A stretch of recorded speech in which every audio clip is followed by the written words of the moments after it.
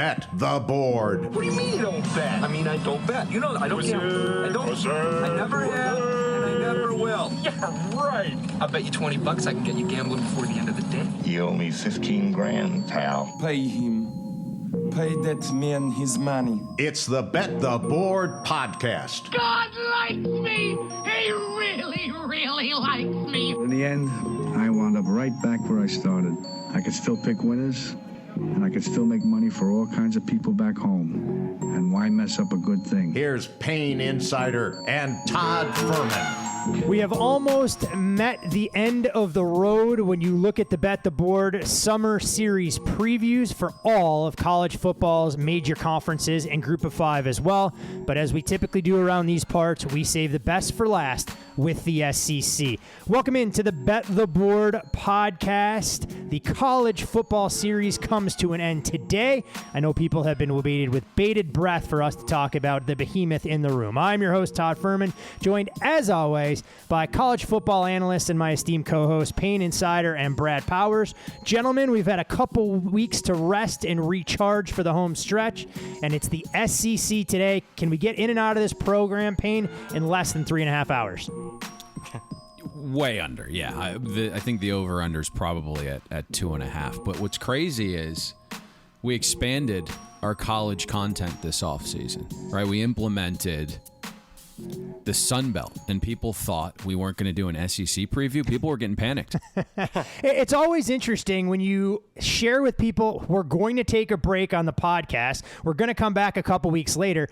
Apparently our listeners didn't hang on every single word that we shared in the last conference preview that we did, saying you get a chance to go back, play a little catch up, and then make sure you bunker in for this podcast. But yes, if we're spending time breaking down Conference USA in the Sun Belt, we were not about to ignore the SEC in its entirety.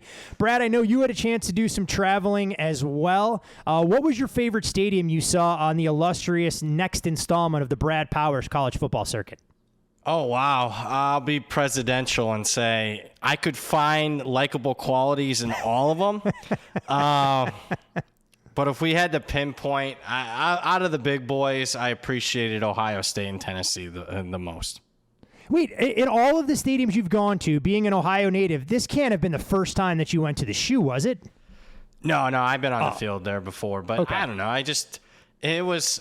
We got into the stadium. It was 8 minutes before closing. Ohio State's one of the stadiums where you just sign a form, you walk right in. I don't know why most stadiums don't have that. A lot of times, I'm not going to lie, I had to find unlocked padlocks and open gates and follow construction workers through, stuff like that. So I guess I just kind of appreciated the simplicity of it. But I don't know. I just like if we're just talking stadiums that I enjoyed, and just the history, the overall size. Yeah, those are probably the two. Georgia and Clemson are up there as well.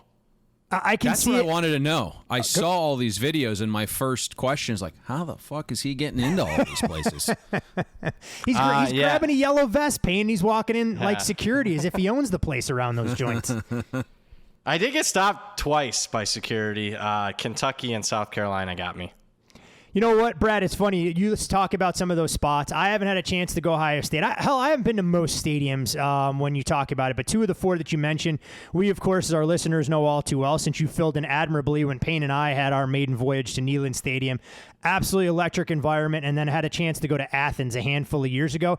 But I can tell you when I was there for the Georgia-Auburn game, it was significantly colder than the temperatures that you probably saw taking a tour of the stadium there. I think it was right around freezing for kickoff. And I go, if I wanted to deal with this shit going to the SEC, I would have stayed in Big Ten country. So my experience in Athens, not quite what most people get. But they obviously do things a little bit different in the South. And it's why, of course, we save the SEC for last. So I'm glad to hear you made it back in one piece. You saw plenty of Tiger iterations. I did not see one of those on my 2-week trip overseas. Nice. So we'll see what we have there. But all right, gentlemen, a lot of teams to try and get to today.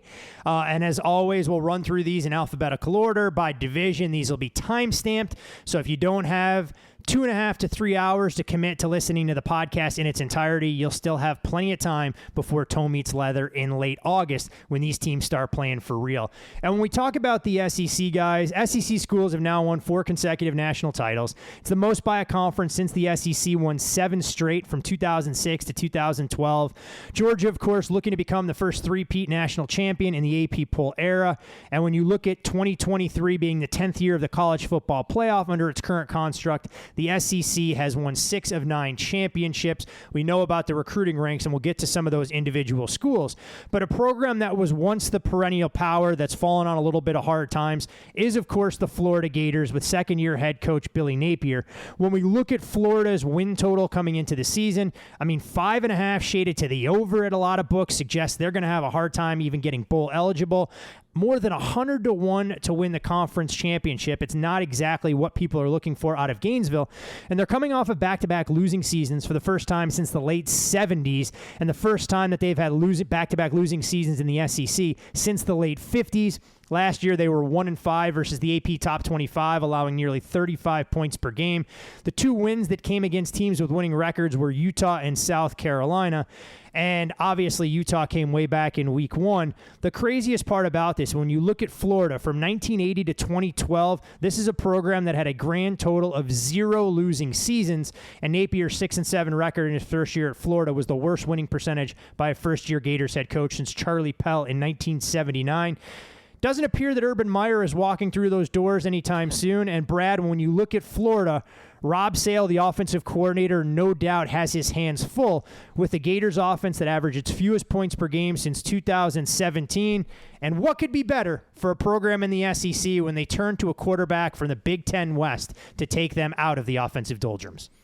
Yeah, you mentioned Urban Meyer's now walking through the door. The fun and gun Steve Spurrier offense certainly isn't walking through that door, at least for this season. I've downgraded the Florida offense, which is saying something because obviously they weren't that overwhelming a year ago, to say the least. Now, I wasn't a huge fan of Anthony Richardson. I think anytime you're losing the 4th overall pick in the draft at quarterback, you would expect significant downgrade. Obviously, very inconsistent player a year ago in Richardson, but still a physical specimen. The problem is your likely replacement, also a very inconsistent player, especially when you take out that first game performance back in 2020 where he threw 5 touchdown passes and they thought at Wisconsin they had the second coming of Russell Wilson there. But, Mertz, I will say, has experience at least. It's not like you're going to a totally green quarterback. 32-game starter at Wisconsin, but less than 60% completion percentage. Not a great ratio, especially after you take out that first game. And when you look at the QBR in his 3 seasons as a starter for the Badgers, 67, 76, 80. We're talking about an average quarterback at best. And then, you flick on the spring game to see how he's meshing with his new team, and obviously wasn't impressed, especially when the offense started 0 for on 3rd down and 4th down. I think 0 for 8 to start the game. So it is, even though I wasn't a Richardson fan, you got to say downgrade at quarterback, whether it's Mertz, who I think is the likely starter, or even Jack Miller, who got to start in a bowl game, which was an ugly performance. Let's talk some positive, though. I think if there is something you can hang your hat on, it'd be the running back group for Florida. I think it's, arguably the strongest position group on the entire team. Montrell Johnson came over with Napier from Louisiana Lafayette, and you thought, hey, there'd be an adjustment period for him, stepping up in class. There wasn't. And when you combine him with Trevor Etienne, who started to show flashes as a young player, we're talking about a duo combined for over 1,500 yards last year, 16 touchdowns. And we talked about this anytime we talked about Florida. What was impressive was, they were getting chunk yardage. This was a duo that averaged 5.5 yards per carry. Etienne explosive in the kick return game, 25 yards per kick return. So I really do like that 1-2 punch at running back. And when you got question marks at quarterback, and I don't think you have an overwhelming group at wide receiver, I would expect to see these guys get a boatload of carries, at least early on in the season. Wide receiver leaves a bit to be desired. I will say I was relatively impressed with Ricky Pearsall, the Arizona State transfer last year. He was their leading receiver, exceeded expectations for me. He was a little inconsistent in the weirdest way. He showed up in the biggest games, first-ranked opponents, he had his biggest performances, 24 catches for 485 yards and 6 touchdowns. And then against the lesser competition, he was kind of a no-show. Caleb Douglas is a player that I expect to have an expanded role. Watching the spring game, Aiden Mizell is a deep threat, probably the fastest player on the team. They need somebody that is capable of taking the top off of defense. So wouldn't be a bit surprised he gets plenty of action. But, man, not a lot of depth, at least quality depth as far as I'm concerned at wide receiver. And then maybe, honestly, as much of a question that the quarterback is for me, I think maybe the biggest question mark is the offensive line. They lose their top offensive lineman. The Torrance kid went in the second round. They only have one starter. They bring in a ton of transfers, 4 on the offensive line. 2 or 3 of them are expected to start. They get Damian George in from Alabama, the Goodwin kid from Kentucky. They're massive players, 350 and 353 pounds. Don't have a ton of experience. To show you the shape that the offensive line is in post-spring, they go out and get an FIU transfer on the offensive line. I expect to see some loaded boxes, from defenses early on, to load up and try to stop the running backs and really make Graham Mertz try to beat them. And I question the ability of Florida being able to do that. And when you look, when you talk about the win total of 5.5, a lot of it has to do not only with not overwhelming, quality on the roster, but it's a really difficult schedule. I mean, when you get Utah and Tennessee in the first 3 weeks, you're at LSU, you play Florida State. I just don't see a lot of surefire opportunities for this offense to really have a ton of success. So downgrade for me. Yeah, I mean, you look at Florida's non-conference schedule, bookends at Utah, the return game in Salt Lake City to take on the Utes week 1, and they'll finish things up at the tail end like they always do against Florida State. Never a soft landing spot, to your point, Brad, for an offense that really has to figure out an identity quickly. I'm not sure Grant Mertz will have everybody bring with confidence right out of the gate, so it's so important that Billy Napier can put him in positions along with Rob Sale to excel, simplify the offense, and try and get it to limited playmakers in space. But Payne, when you look at Florida offensively, there are a ton of question marks there. I'm not sure defensively this is where they're going to be able to hang their hat either. They bring over Austin Armstrong in his first season from Southern Miss, becoming the third different defensive coordinator in the last 3 seasons in Gainesville.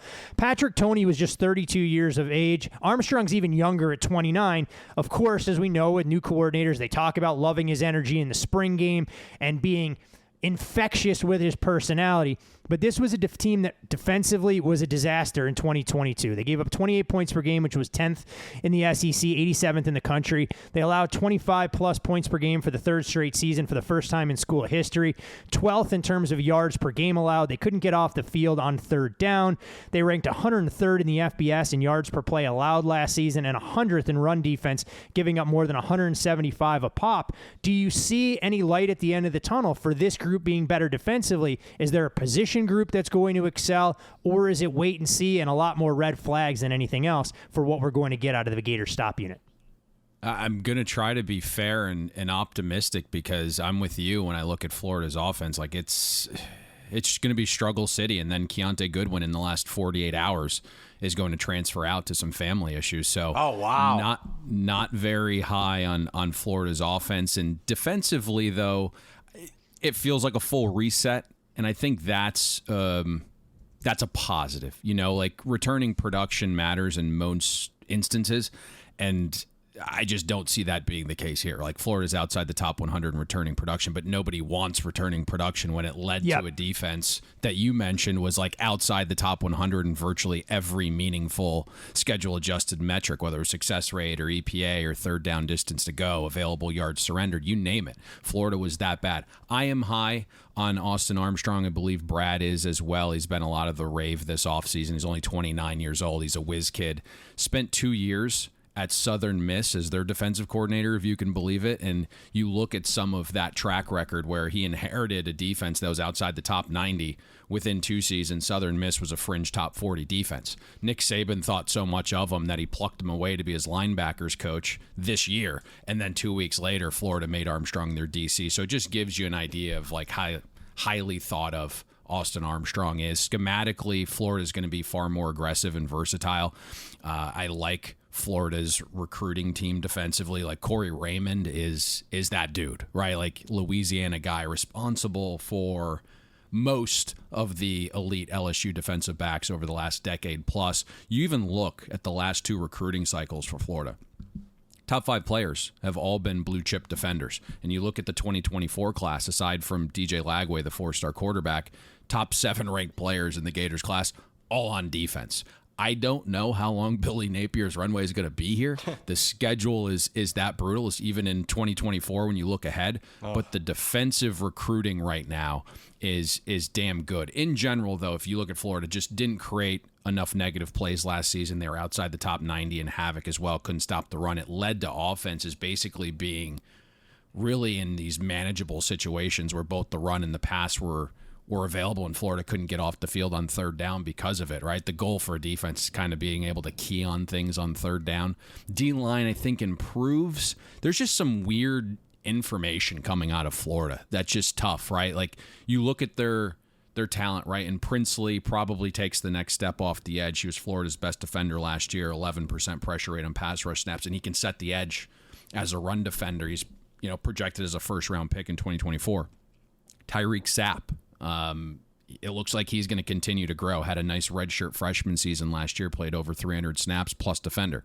And then all of a sudden, the 2 question marks, Caleb Banks and Cam Jackson, they're going to start inside.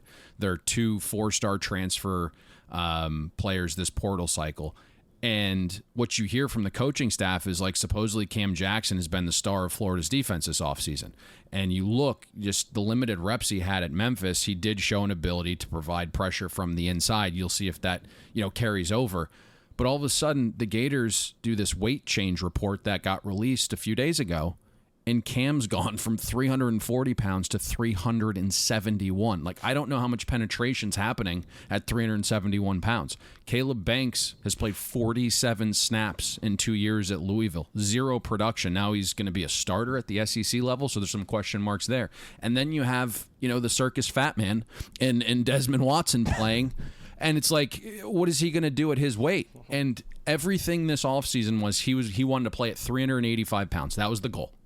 He went in the opposite direction, 415 pounds to 440 in the latest offseason weight report change. You have Chris McClellan. Hopefully he gets some burn. I don't know. I think you're going to see some, again, more versatile defensive formations, some different looks. Linebacker room has questions. I think there's more depth this season, but you're kind of lacking in some proven commodities. Shamar James, the most talented of the group, he's just this freak 5-star type, played almost 400 snaps as a freshman.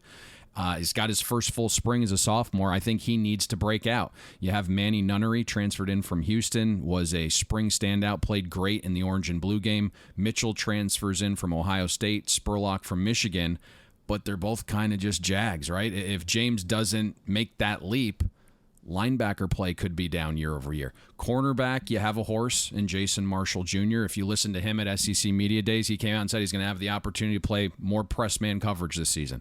And the hope is that, like, better pressure, better scheme, right, better coaching kind of takes Marshall's game to an elite level.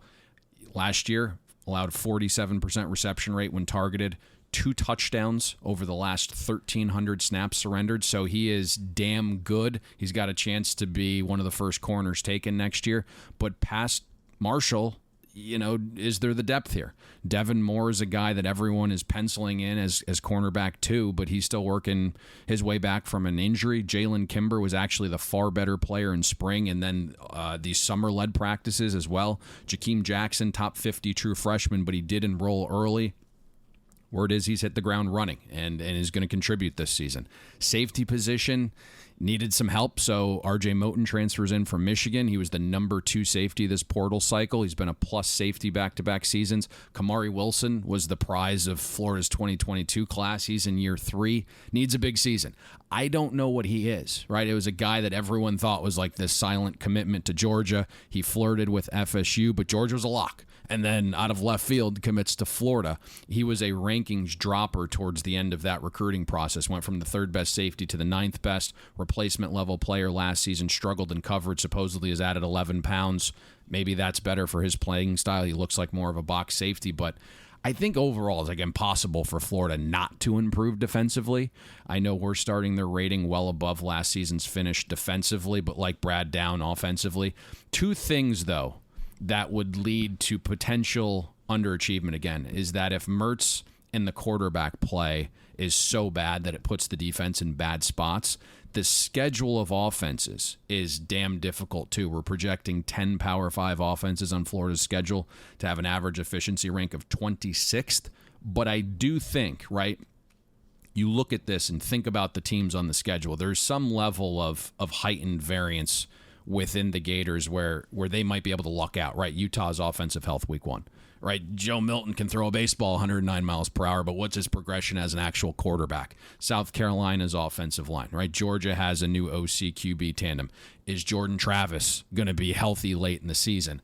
But on paper, as it stands now, just a very, very tough offensive schedule for the Gators in Austin Armstrong's first year as DC. One last thing on Florida, and I'll ping pong back to you, Brad. When you look at the Gators, I don't ever like to really speak in hyperbole or be that guy, but is it as simple and straightforward as saying if Florida gets bowl eligible, this has to be considered a win in terms of rebuilding this program that's really fallen hard times in the pecking order in the SEC East, where there is a clear divide. Georgia obviously at the top, Tennessee distancing themselves at number 2, and a truly muddled mess behind them, where Florida may be falling behind South Carolina given what they're currently recruiting at.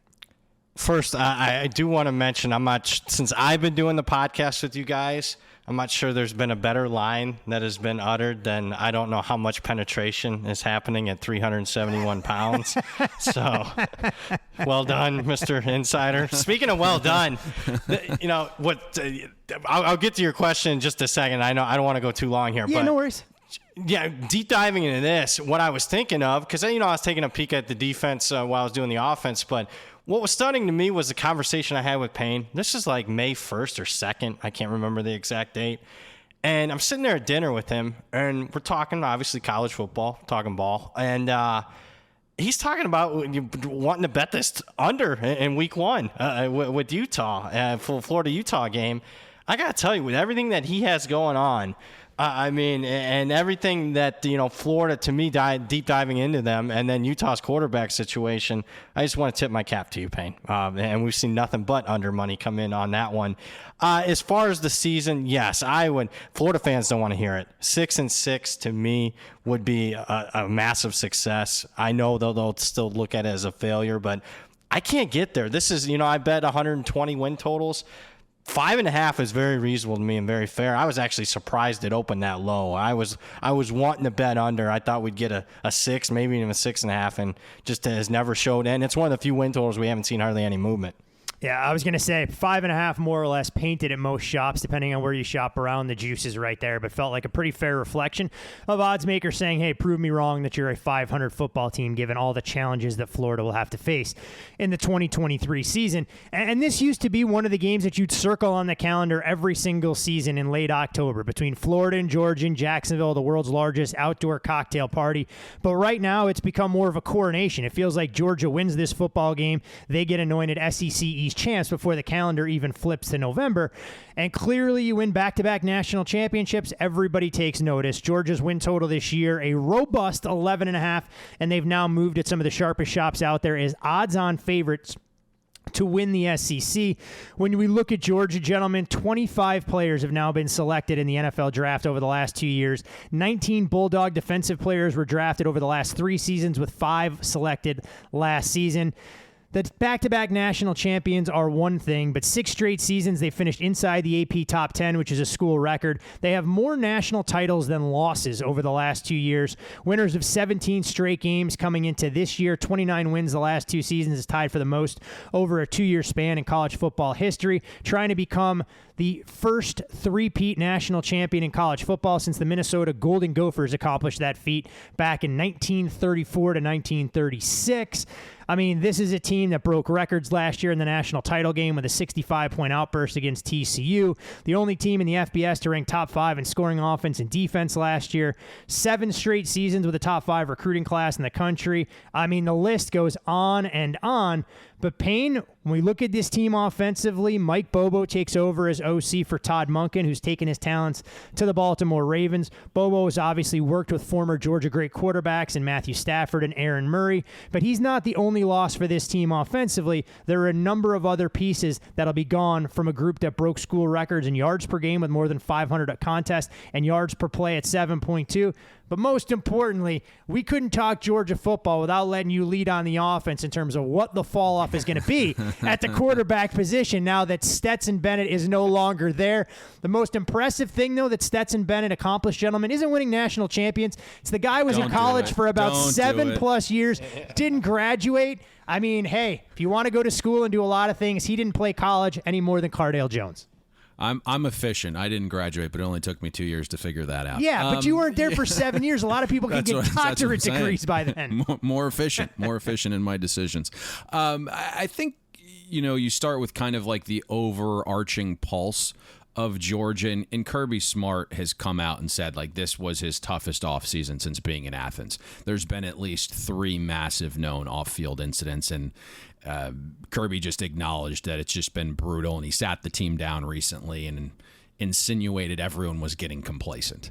Now, you mentioned the back-to-back titles for Georgia, and depending on what you think Joe Milton is, Georgia has the potential to be a double-digit favorite in every game this season. The schedule is that soft. ACC teams play tougher SEC games than Georgia this season. The 2024 recruiting class has a chance to be the highest ranked ever. And I think if you polled any of us on this podcast and was like, hey, life's on the line, you have to pick the 2023 national champion to survive, we're all taking Georgia. But I think there's the gap between Georgia and the others, I don't think is as large as people think, right? Like, we're starting this version of Georgia 3.25 points lower than last season's team ended. And I start to think back. It's like, is this a dynasty if Jamison Williams doesn't get injured in the 2021 national championship game? Is this a dynasty if Marvin Harrison Jr. doesn't get injured in the 2022 semifinal?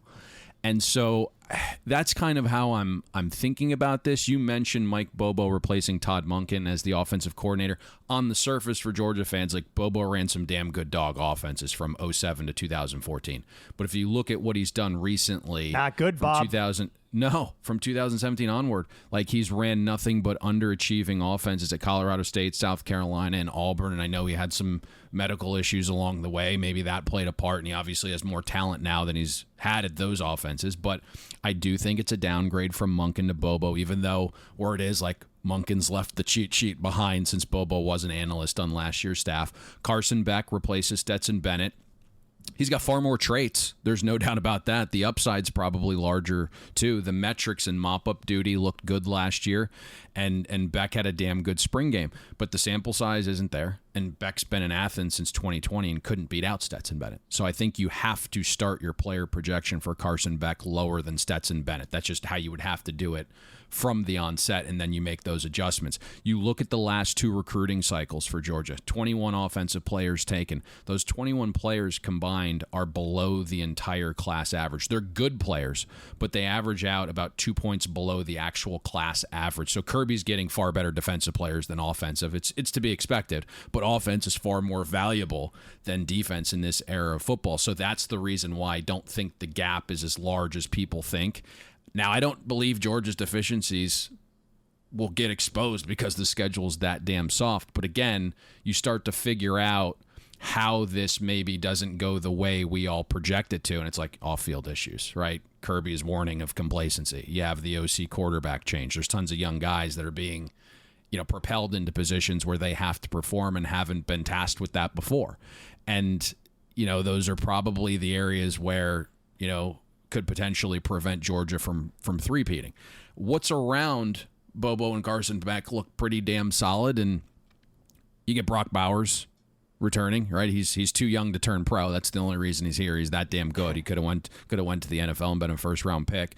You look at Brock Bowers. I mean, he's basically the athletic version of Michael Mayer. 2.7 yards per route run the last 2 seasons combined. He can line up in the slot. Wow, shots fired, Brad. You're going to have to defend yourself when we get to the other side of the ball. He knows. Or you can line him up out wide, and you look, he's a plus run and pass blocker as well. Ladd McConkey is going to be healthy, Mr. Reliable, nearly 2.2 yards per route run last season. Then they had to hit the portal because of some of those deficiencies in the offensive recruiting. Dominic Lovett transfers in from Missouri. He was a top 10 transfer no matter of position this cycle, and you saw the leap he made last year.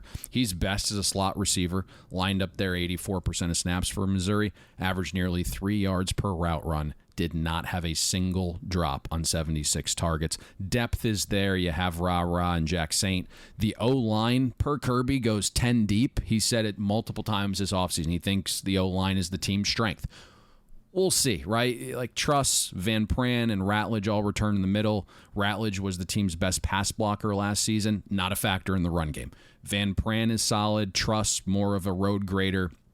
Tackle position has a ton of upside. Amarius Mims returned to Georgia after wanting to transfer to FSU. Played nearly 400 snaps. He was elite in pass protection at right tackle. Green has the inside track to start at left tackle because of upside, but I think him and Austin Blask both get plenty of snaps. Running back room, I don't see a game breaker here, but I think the floor is really high. You have Dwan Edwards and Kendall Milton. Branson Robinson flashes some. Sounds like, the room just needs to get healthy. There was only 2 scholarship running backs that took carries in the spring game. But again, you just look at the schedule, right? It's like UT Martin, Ball State, UAB, and then, your rivalry games, in-state Georgia Tech. Florida's down. Auburn year 1 transition, Joe Milton's third chance to start. And I wonder, if there's a single team on here that's actually going to make Georgia uncomfortable offensively. Like, is there a team that can put pressure on Bobo and Beck, whether it's the scoreboard or consistently getting them in down and distance situations that aren't favorable? And I'm not sure. Like, I think about this, and as an NFL guy, I would make this the equivalent of like giving the Kansas City Chiefs, after winning the Super Bowl, the easiest NFL schedule the following year times 5, right? Like that's how I view this, Hey, I mean, look, Georgia has tested themselves a little bit in the non-conference schedule. They haven't played a paper-soft schedule over the last couple of years, but you're right. When you go through some of the non-conference opponents and even the way the league game's set up, it's not the most grueling campaign. Maybe they get a little bit more tested if Kentucky happens to get hot out of the gates, but they're going to be a massive favorite in all of those contests, and it's Georgia essentially beating themselves that may be their own worst enemy. Offensively, they go through a transition period. Defensively, it's rinse and repeat for Will Muschamp and Glenn Schumann, co-defensive coordinators. Brad, this is a group that has allowed the fewest points per game in a 2-year span since Alabama from 2011 to 2012 at 12.2 points per contest. Just 20 offensive touchdowns in the last 24 regular season games in the past 2 seasons. When we look at how they performed in overall ranks and some of the counting stats, number 1 run defense, 54th against the pass. That, of course, comes with the caveat. When you're playing with large leads, you allow teams to dink and dunk their way down the field accordingly. And the production that needs to be replaced, Jalen Carter, Kelly Ringo, Nolan Smith, Christopher Smith, but it's not as though Georgia doesn't have more dudes that are going to step in, that are going to be first-round draft picks. What has to go wrong, Brad, for this defense, for this group to look human and vulnerable? Massive injuries. I don't know. That's a fair answer. I mean, look, they're too deep. I mean, their second-string defense is probably still top 3 in the SEC. Yeah, I mean, and a team bus running off the road. I mean, that's how good this personnel is. I actually start them slightly above last year. Even with losing 5 players to the NFL draft, keep in mind they lost 9 players on the defense to the NFL draft the previous year. I just think on that side of the ball, you couldn't ask for them. I mean, you're always going to lose some key guys, obviously, but when you return 66% of your production off that defense, 7 starters back, 8 of their top 11 tacklers, I don't see many weaknesses. We can get into some areas where I think they could be a little bit better, but I mean, I would argue that they have a top 3 defensive line, maybe the best linebacker core, at least one of the best 1-2 punches, a top 3 defensive backfield, even with some of the losses there. And then I look at the recruiting classes, not just overall as a team, but like Payne was mentioning, I mean, their best recruits over the last few years have been on the defensive side of the ball. In fact, I mean, this past year, 7 of their top 8 guys on defense, and I got to tell you, watching the spring game, that is arguably the best group of freshman linebackers I've ever seen. The Wilson kids, there's 2 of them, and Pemba off the edge. Kirby's doing an unbelievable job as far as evaluation. But, diving into it, if there was one weakness a little bit on last year's team, and we kind of mentioned this when we were previewing some of their later big games, but Jalen Carter missed a few games last year. And what was also missing through much of September and October was the pass rush. They really lacked one with him out of the lineup. Now they got it going later in the season, but that would be a concern with me, losing Jalen Carter and Nolan Smith. But also keep in mind, Nolan Smith got hurt at the end of last year. So, kind of a blessing in disguise that both of those guys missed some games last year. It gave you an early preview for the 2023 season. Michael Williams, a defensive end, he flashed big time as a true freshman, 4.5 sacks. You pop in. I know a lot of you shut off the national title game at, maybe in the second quarter, but he was flashing late, getting consistent pressure. I actually think he starts over last year's starter at defensive end, the Waldauer kid. Nose tackle Stackhouse is back. He started every game last year. The Loge kid is back. He started half the games. Keep an eye on Jamal Jarrett watching the spring game. Kirby's, pulling him aside, giving him some special teaching. I think, obviously, whenever you're a true freshman, you're 350 pounds, and you're getting that kind of attention from your head coach, I think that bodes well for the future for him. Linebacker, I mentioned it, unbelievable 1-2 punch. Smile Mondone, leading tacklers back. Dumas Johnson, I think, is a little bit better a player. First team all SEC, he returns. I mentioned the freshman linebackers that I think will get some snaps. Two best players in the secondary are gone. And if there was yet another weakness, and again, I'm nitpicky here, but we saw LSU in the SEC championship game get a ton of yardage. Now, they were behind, and they went all throw, and it was Nussmeier, but still, that was a little bit of a concern. And then, obviously, the Buckeyes had their way with that Georgia pass defense. So, a little bit of a concern there, but, Malachi Starks is a future first-rounder. Was a freshman All-American. Lassiter, Bullard, who was the defensive MVP of both college football playoff games, he's back. Tyke Smith's going to move to star. And then, of course, you got quality, depth behind a lot of those guys. So, Payne mentioned it many times, the schedule. It's also, when you look at the opposing offenses that they're going to face, to me, they don't play a really good offense until November.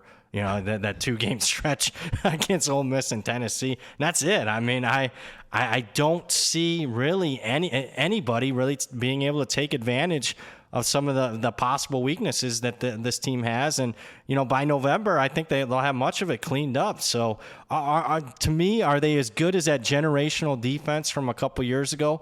Probably not. Can they be better than last year's team? Yeah. So, best defense in the country as far as I'm concerned. Scary for the college football world when they look at what Georgia has been able to do, the results on the field. Payne, you highlighted some of the fortuitous bounces that Georgia needed to win back-to-back national titles. And for anybody that has questions about some of the uncertainty that where Georgia hasn't been recruiting offensively, those questions will be answered when they bring in the top quarterback recruit in the 2024 class, assuming that Dylan Raiola doesn't reclassify or decide he wants to transfer another 37 times, either high school or college, and actually sets foot on campus in Athens. But a lot of reason for Georgia to go out there with a target on their back and have a chance to repeat and become the first three-peat college football champion since the 1930s. Further on in the SEC East, a team that's been relatively polarizing this offseason would be the South Carolina Gamecocks. And when we look at South Carolina's win total, some books at 6. I've seen some books 6.5 shaded to the under. Obviously, long shots to win the conference at 250 to 1. I don't think anybody is talking about Shane Beamer's bunch being able to accomplish that feat. The 8 wins last year was the most for the program since 2017. They have put together back-to-back winning seasons for the first time since 2017, 2018. Finished ranked for the first time since 2013. That came on the heels of a dominant stretch to close out the campaign, upsetting number 5 Tennessee, spoiling their bid for a playoff berth. Upsetting number 7 Clemson at the time, spoiling their bid for a college football playoff berth, and then coming up one possession short against Notre Dame in the bowl game. 15 wins over the last 2 seasons for the Gamecocks. Pretty impressive when you consider this is a program that had 13 wins in the 3 previous seasons combined. They have, however, had the SEC's most giveaways on offense, but the SEC's most takeaways on defense in both seasons under Shane Beamer. The schedule, though, gives them very little margin for error. 3 home games over the first 2 months. They'll kick things off week 1 against North Carolina and Charlotte. They'll go to Athens week 3, a home date against Mississippi State before going to Knoxville to take on Tennessee week 5.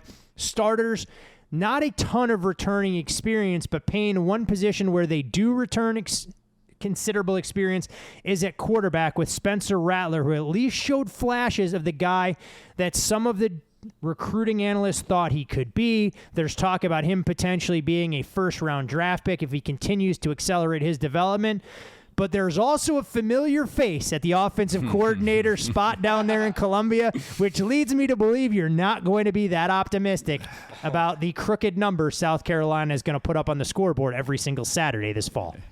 You got me riled up the other day and sent me a clip, and then I fired some hatred back, and you didn't respond, so I assumed you were waiting for me to unleash that vigor here. No, part of that was I was out of the window had closed, and I didn't have the best cell service halfway around the world when you responded. Seeing the slander, bringing an offense coordinator that you love, combining it with one of your favorite shows of all time, trying to create a perfect union there for the South Carolina Gamecocks.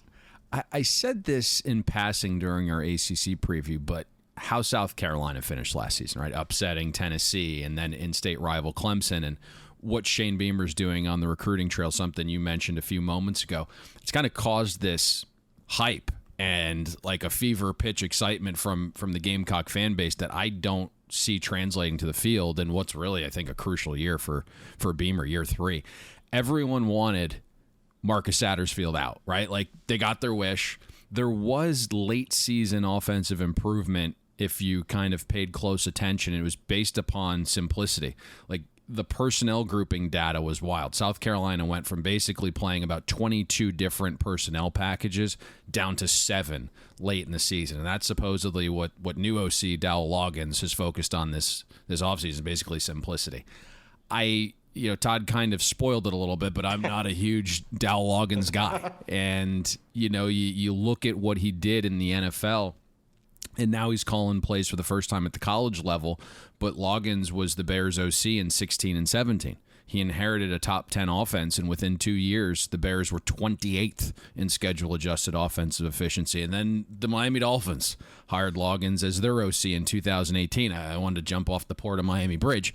And then, the Dolphins finished that year 26th in offensive efficiency. And then Loggins follows Adam Gase to New York, and he was the Jets OC for 2 seasons.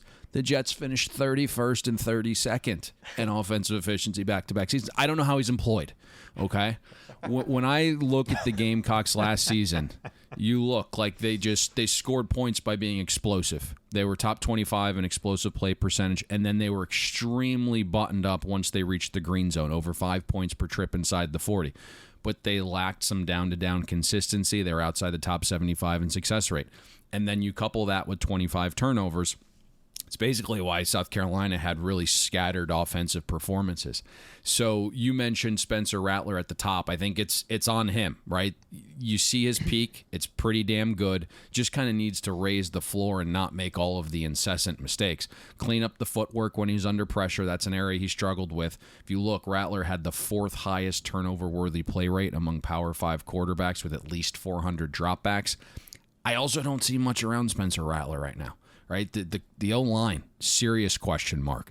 The production that does return, it's all below replacement level. You have Trey Jones, Vershawn Lee, and Wanamaker. It's why the Gamecock O-line was outside the top 100 in every meaningful schedule-adjusted metric last season. Starting left tackle, Jalen Nichols suffered a significant injury in the spring game. It looks like Ja'Kai Moore is going to, be the guy there. Now he's kind of flexed between guard and right tackle and left tackle. Might be the best of the bunch. Then it's incoming transfers from lower levels. You have Nick Garglio from Yale, you have Jackson Hughes from Charlotte, and then Nye Manziel from Mercer. The latter two were below replacement level against G5 and FCS competition, right? So I don't know what you're getting from them. If you watch the spring game, South Carolina's ends constantly got pressure, and both starting defensive ends that played over 1,500 snaps last season transferred out and went to better schools. So, I don't know what to get from this O-line. Running back room has questions. You had Lloyd and Bell transfer out. Juju McDowell's not very elusive, averaged 3.5 yards per carry the last 2 seasons combined. You bring in a D2 transfer in Mario Anderson to split the role of lead back. The staff moved DeCarrion Joyner from receiver to running back to help a room because things were so bleak. Juice Wells is the one weapon to fear on South Carolina's offense, 2.5 yards per route run. Who's the other guy, right? Like, who's the guy that removes some of the focus away from every single defensive coordinator each week? I'm not sure I see it. You have Trey Knox, transfers in from Arkansas. kind of a big body, large catch radius guy, looked decent in spring. Joshua Simon transfers into the tight end room from Western Kentucky. We know Dowell Loggins loves to use tight end since that was his position. South Carolina is praying Xavier Legette takes that next step. Apparently, he's in the best shape of his life. 0.7 yards per route run in 4 seasons. That's the Gamecocks' number 2 receiver. You have Eddie Lewis transfers in from Memphis, slightly better than replacement level at the G5 level. We're starting South Carolina's offensive rating lower than where it finished last season. And then you look at the schedule. Sure, should have some advantages against Furman and Jacksonville State. North Carolina's defense has questions, but you look at the 9 other defenses on South Carolina's schedule, you're talking about a weekly projected average efficiency rank that's top 25. I am a seller of South Carolina this season, and my feeling is a little bit later in this podcast, Brad and I are going to get revenge for him not being allowed into the stadium last week. So, well, I mean, when you look at the Gamecocks, and you highlighted some of the concerns offensively from the play calling on down, Spencer Rattler potentially a great equalizer, but when he's not surrounded by weapons, it's going to be a big problem. Brad, I'm not sure there should be reason for optimism for how Cocky's defense is going to perform this year with just a handful of starters returning, and this was a group that ranked outside the top 75 in scoring defense, tied for 87th in total defense, barely inside the top 90. The run defense was non-existent. They were outside the top 100 in their ability to get off the field on third down. They couldn't generate pressure and get after the quarterback. Red zone defense, not much better. Gave up 30-plus points in 4 straight games to close 2022, and the only reason we're not talking about that is because the offense was humming on all cylinders, so it masked some of the deficiencies. Now, they were good in terms of forcing interceptions and creating turnovers, but do they have some of those difference makers defensively this year that'll allow them to rinse and repeat and create a somewhat high-level brand of havoc defense, forcing turnovers because they just can't get stops down to down? Yeah, I don't see it. I've downgraded South Carolina's defense as bad as it was a year ago. I downgraded a couple points from the end of the season, which is saying something. I mean, sometimes you can look at, not having a bunch of experience back. If you were bad a year ago, maybe you can pinpoint that as a positive. Hey, they weren't good last year, so it doesn't really matter. But, in the transfer portal era, you'd like to see a little bit more than 2 of your 10 transfers just being on defense, especially when you lose 9 of your top 14 tacklers. I think the front 7 will start there. Major concern. You talked about some of the basic counting stats. 127th in rushing success rate allowed, 130th in stuff rate, which is run stops at or behind the line, 110th in sack rate.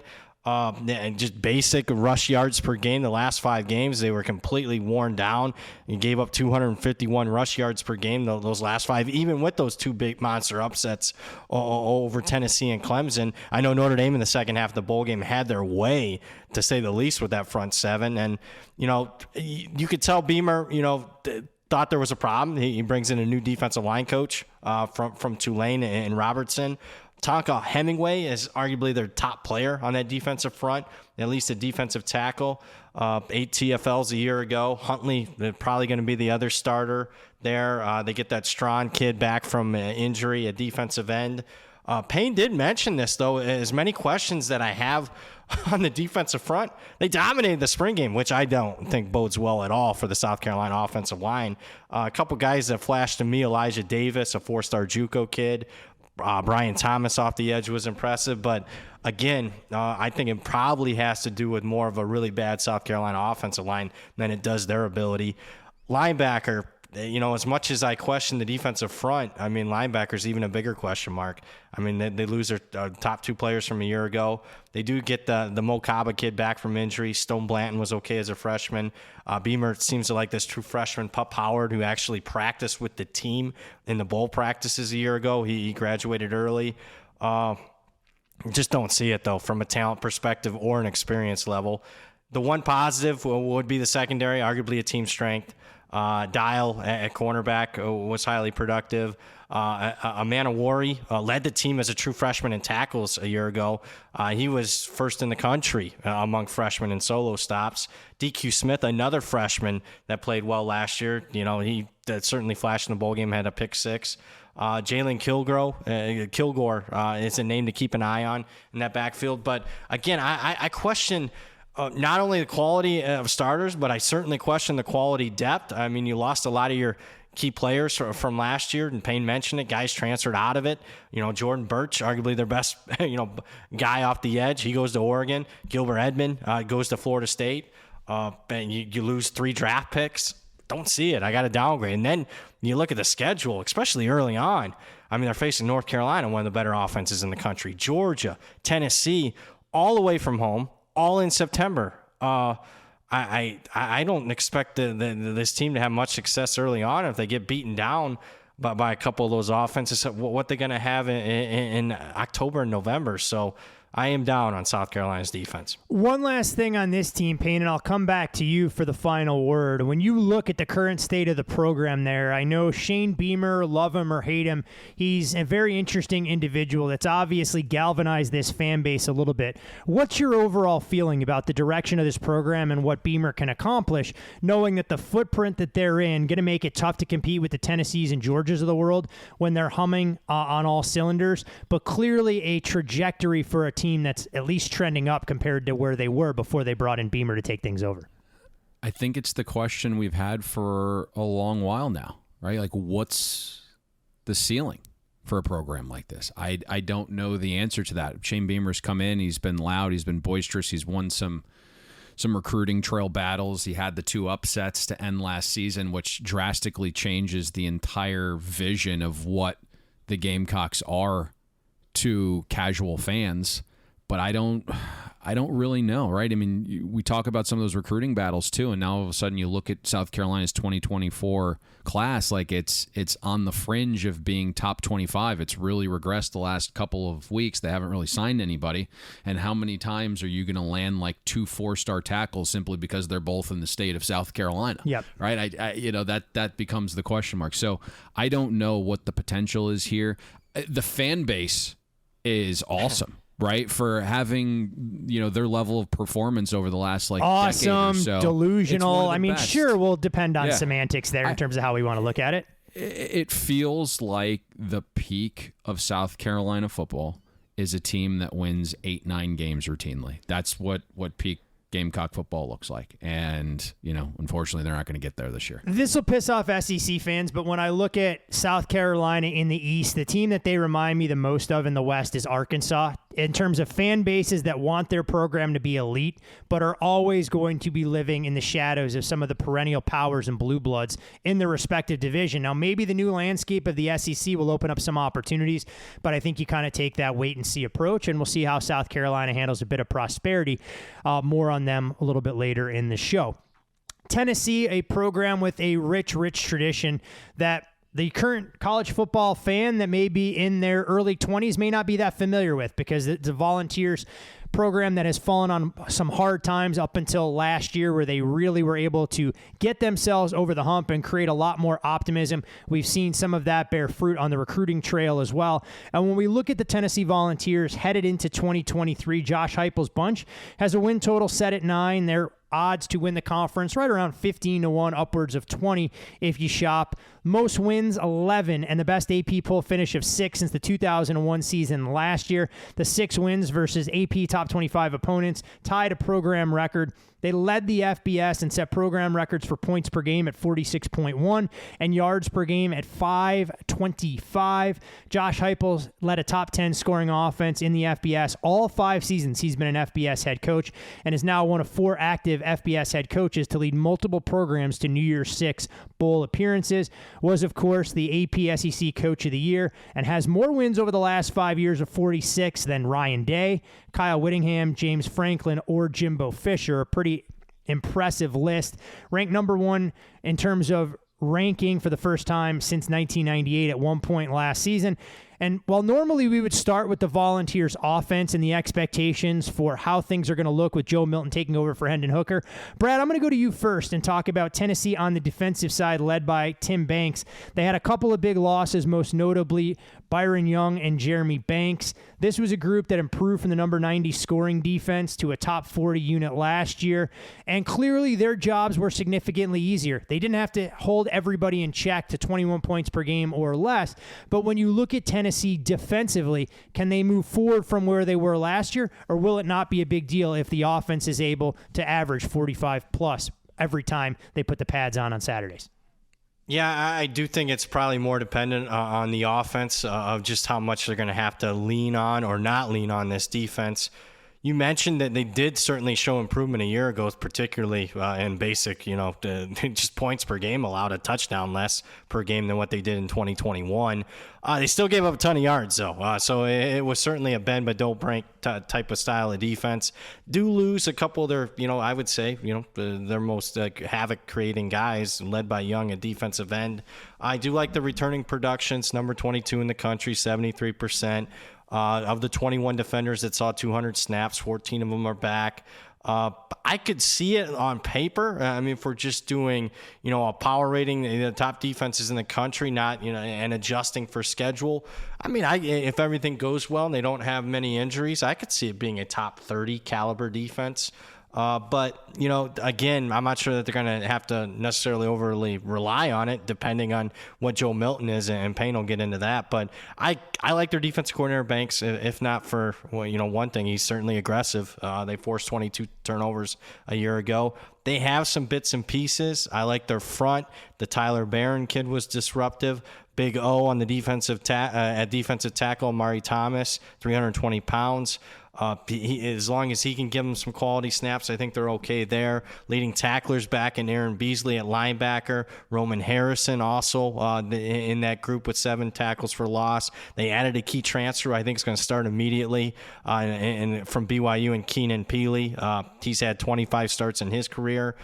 Freshman that surprised me, at least in watching the spring game. Arian Carter is a guy that could see some quality snaps as a true freshman. The problem I have, and they have a lot of experience in the secondary. The problem was they weren't very good. If there was one unit on that defensive side that was pretty poor, it was the pass defense. Basic counting stat, 127th a year ago. They have some experience there. McCullough kid, 38 career starts. Tamarian McDonald was a kid that has shown flashes both in the run game coming up from his nickel position and also in the pass game, at least basic counting stats there. He's, the stat pattern. Slaughter impressed me in the bowl game at cornerback. They also added another BYU transfer in the secondary and Gabe Judy Lally. But I think, when we're looking at the whole of the defense, they're never going to be a defensive-oriented program as long as Heupel's there. I think basically if they can just replicate what they did a year ago, they'll be fine. And that's where I'm at as far as the power rating. It's pretty flat versus last year. To me, what's beneficial for them is when you look at how the schedule is laid out. I'm not scared of any of the opposing set of offenses in the first 5 weeks. Schedule gets more difficult as you go from there, but as long as they stay healthy early on, I think I can even paint a picture that this year's defense is better than last year's. It's an interesting group for sure, and clearly when you have Josh Heupel calling the shots offensively, the defense doesn't have to go out there and pitch shutouts to give the Volunteers a chance to win week in, week out. There is a change Payne offensively. Alex Golish goes off to USF. Joey Hazley steps in, but there's not much of a difference in terms of language or anything else. Hazley obviously worked with the quarterbacks in Knoxville. First time in school history, though, that the Vols had the nation's #1 scoring offense or total offense. But Joe Milton has been a polarizing figure. We've seen him at various stops along the way, stepped in last year when Hendon Hooker went down with that torn ACL. And I think the biggest question that everybody has is, will Joe Milton finally rein it in? You mentioned his howitzer for an arm, but can he be accuracy? Can he play with touch? And can they run the offense with the brutal level of efficiency that put so much stress on opposing defenses last year? Be careful what you say about this group, Payne, because if you don't say nice things about Joe Milton and company, our boy Ron Slay is going to come after you on social media and slide right into your DMs. Listen, I think Brad hit the defense perfectly.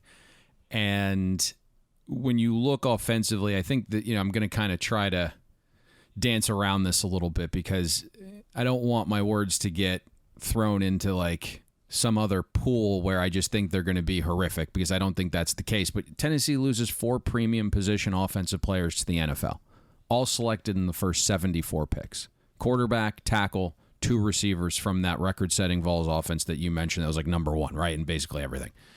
And now you're handing the car over to Joe Milton. 6th season, 3rd different time starting. And, we know about all the physical tools of being 6'5" and 240 and, throws a baseball harder than Henry Rowan Gardner, apparently. But, he was an 88 rated prospect out of Florida for a reason. And I really trust the staff at 24/7 when it comes to the guys they have when, look at the state of Florida and engaging talent. And so to this point, he hasn't shown an ability to play quarterback. Right, having elite traits isn't playing quarterback. Maybe it comes together this season. Internally, I know the Vols coaches believe Milton's accuracy issues have dwindled. Right? Maybe, right? It's his 3rd season in Heupel's system. The staff knows every strength, every weakness, and is going to input and remove things to cater to his game now. And that's a great start. And where it is, you mentioned that change at OC, but Heupel's going to call more of the offense this season. And I think we'll probably see a Vols offense that's a touch more run heavy. It's also, a tough offense to prepare for because of the style being somewhat unique, right? And the frenetic pace is aimed to fatigue defenses mentally and physically to the breaking point. And everything is designed to make life easy on the quarterback. Now, probably a different discussion for a different day, but I do think the new rules are going to have a larger impact on the fastest offenses, but, neither here nor there. Just strictly looking at the data, like Milton's start against Vanderbilt late in the season last year. 52% completion rate, 60% adjusted accuracy. We're hearing that the accuracy got fixed. We'll see, right? I mean, that's a Vanderbilt defense that ranked dead last in the entire country in schedule-adjusted EPA per pass allowed. Against Clemson with a full month to prepare, yes, Milton looked better, but where did it happen, right? He hit 3 big-time throws. Not completely shocking, monster arm. The 2 deep shots, though, there wasn't a defender within 10 yards of the receiver. And that's, again, not shocking. Clemson was outside the top 75 in explosive pass defense last season. So, generally, Milton struggled with reading defenses, and he relies on his arm so much that he has a tendency to hold on to the ball too long and take sacks. And if you look, just the last 2 seasons, 167 total dropbacks. Milton's held on to the ball for more than 3 seconds per dropback. He's been sacked on 7% of dropbacks. Both monster numbers, right? And I wouldn't expect, that to maybe end. I do think you're going to see some things catered to Milton's strengths. I think you're going to look and watch an offense that has more slants, more posts, more deep shots, as opposed to what Hendon Hooker did last year, where they were the most dependent team in the country throwing outside the hashes. I think that rate ticks down a little bit. I don't think Milton's as, wiggly or as fast as Hooker in the run game. Now, to be fair, we're projecting Milton to have his best season of his 6-year career.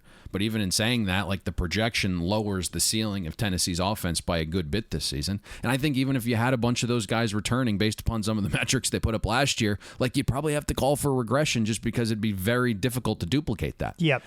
What's around Milton is important as well. There's lots of competition along the O-line. I think there's still 3 spots up for grab in fall camp, and if a game were played today, it's probably John Campbell, Ollie Lane, Cooper Mays, Spragans, and Mincy as you look left to right. There's a real lack of high-end play and a lack of depth on the interior of the O-line. If you look at adjusted games lost for the Vols O-line last season, it was one of the healthiest offensive lines in the country. So better hope that the injury regression doesn't hit. But you just think about the projected starters. John Campbell, solid pass blocker, can't move anyone in the run game, replacement level player his entire career. There's a reason he left Miami.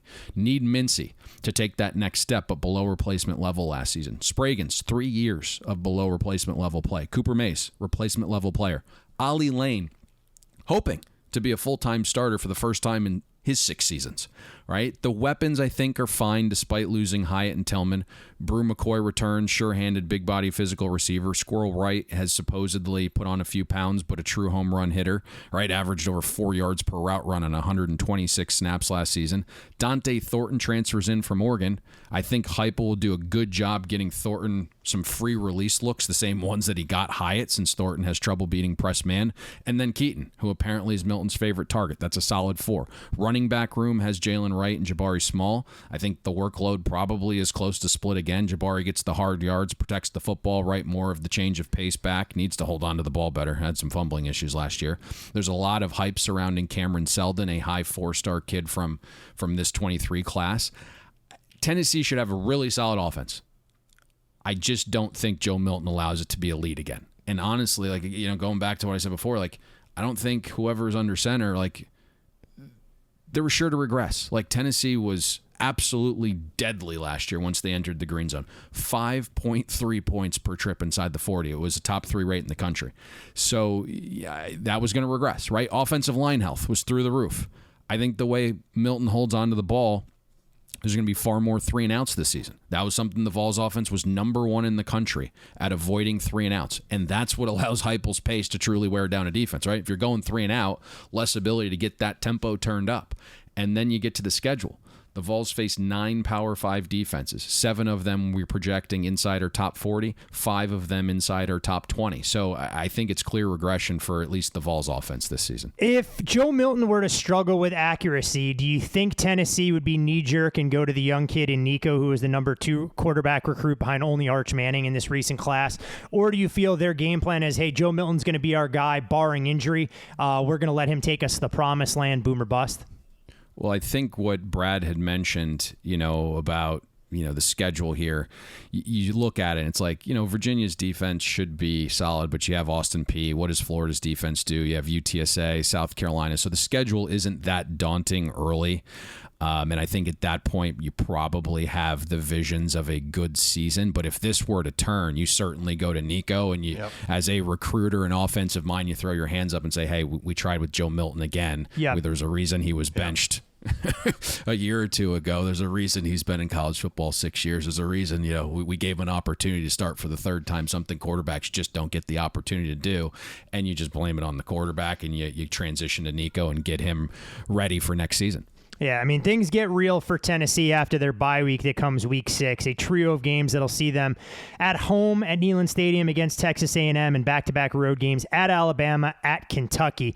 So if Tennessee hasn't had everything figured out, those trio of teams will definitely test them at the midway portion of the season. But a lot of reason for Volunteer fans to be excited. They saw what the group did last year, and at least a much more exciting brand of offensive football that we've seen Josh Heupel bring there than what they had to deal with going through the dog days of the 2000s and the early 2010s with a group that really couldn't figure out who they were going to be and how they could complete a forward pass. You can follow Payne on Twitter at Payne Insider. You can follow Brad there as well at BradPower7. I'm your host, Todd Fuhrman. You can follow me on social media, but most importantly, as always, for all things Bet the Board, follow the podcast at Bet the Board Pod. College football may be over as far as previews are concerned, but the NFL right on the horizon, and we'll take care of you through early November as it pertains to things on the track with our NASCAR podcast, Stay Green, as well. Gentlemen, from east to west, though, we go, and we can talk with what was the gold standard in the SEC for all those years, and a team that would like to get back to the top of the mountain. That, of course, being the Alabama Crimson Tide, and for the first time in a long time, we see Alabama's win total getting bet under the total from 10.5 as low as 10 at some shops. There is now a heavy price tag if you want to go over that number. We see Alabama a shade less than 3-1 to be conference champions. And for the first time since 2015, Alabama wasn't picked as the SEC preseason favorite by the media. Only 9 times since 1992 has the predicted champion, though, prior to the season at SEC Media Days, gone on to win the SEC championship game. And when you look at or listen to J.C. Latham's comments on UGA's recent dominance, the talented offensive lineman at Alabama, basically saying, and I'm paraphrasing, it motivates me and the rest of the program that they don't feel Alabama's standard has fallen that far. It's a program that won 11-plus games for the 12th consecutive season. They did, however, miss the college football playoff for the second time. 2019 was the other window where that occurred. And we look at Nick Saban entering his 28th season as an FBS head coach, 17th with Alabama, 5th most wins in FBS history, 194 of those coming with Alabama. He's 102-8 at home, 20-game win streak at home. The last loss coming, of course, against Joe Burrow. National titles, we know about all that. And when we look at some of the counting stats, this was a top 10 scoring offense, finishing 4th, and defense 9th for the first time since 1980 under Bear Bryant. The disturbing trend over the last couple of years has come to penalties and discipline, though. They took 17 in the loss against Tennessee. They had more penalty yards than rushing yards in that contest. 9 in the loss to LSU didn't help, and 11 against Auburn, 15 against Texas. The list goes on and on. Payne, this is an Alabama team who we've grown accustomed to having elite wide receivers and very good quarterback play. Last year, the wide receivers, they didn't have NFL caliber talent at the position in terms of putting up some of those numbers. Bryce Young bailed them out more often than not. They don't have the luxury of leaning on Bryce Young. Gone is Bill O'Brien. In comes Tommy Rees from Notre Dame. Where do we even start when it comes to assessing Alabama offensively and what we can anticipate this group doing on a week-in, week-out basis? That's the tough question, and I think it's the reason I'm more interested in what Alabama football will look like under Nick Saban this season than any prior. And I know we talked a little bit before recording about some of the things that could look a little bit different for Alabama, but you mentioned Tommy Rees, right? We praised him on our Big Ten preview about kind of, willing Notre Dame to a top 20 schedule or a top 20 schedule adjusted offense and passing success rate and EPA per pass with Drew Pine of all people, right? And this really lackluster receiver group. But Tommy Rees isn't his offense, right? He's just kind of the guy calling plays and trying to develop quarterbacks now. And usually when an OC is hired, it's the OC teaching the players his offense. And for now, it's the inverse at Alabama, where Rees is learning the built-in Alabama system and terminology. And I don't know if that's his best trait. I thought it was more of like devising schemes and, not necessarily play calling, but we'll see.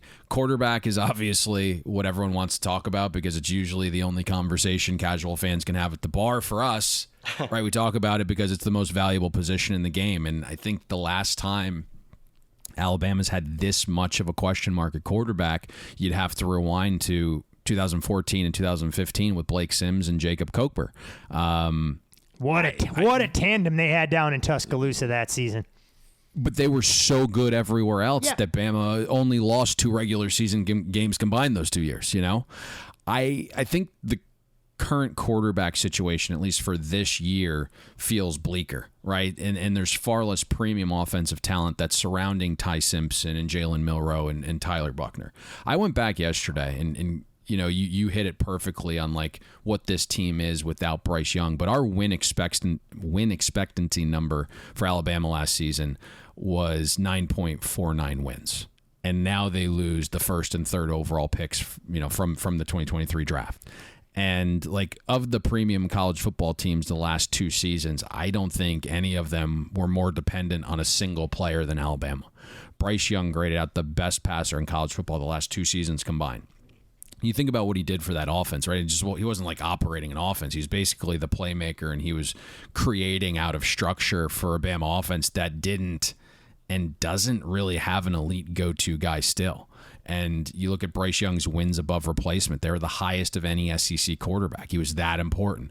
And some of the numbers are just staggering. He was able to, be one of the best intermediate to deep passers in the country for a long time. It was just off the charts. 65% adjusted accuracy on throws, 10 plus yards downfield, far and away the most EPA of any Power 5 quarterback the last 2 seasons in that intermediate window. And I just don't see a passer of that caliber, on the roster. I don't even know who ultimately wins the quarterback competition in fall camp, but the vibe out of SEC media days is Ty Simpson has the lead. And if it shakes out that way, fine. But I think there has to be run packages for Jalen Milroe in short yardage and in the red zone. He's just too freakish of a runner, right? It's just this elite combination of size and speed. But Saban is telling you, making it abundantly clear, right, that he understands the margin for error this season is small. Everything he's preached is more running and taking care of the football. And it's a small sample size, but Milroe had 8 turnover-worthy plays on 70 dropbacks last season.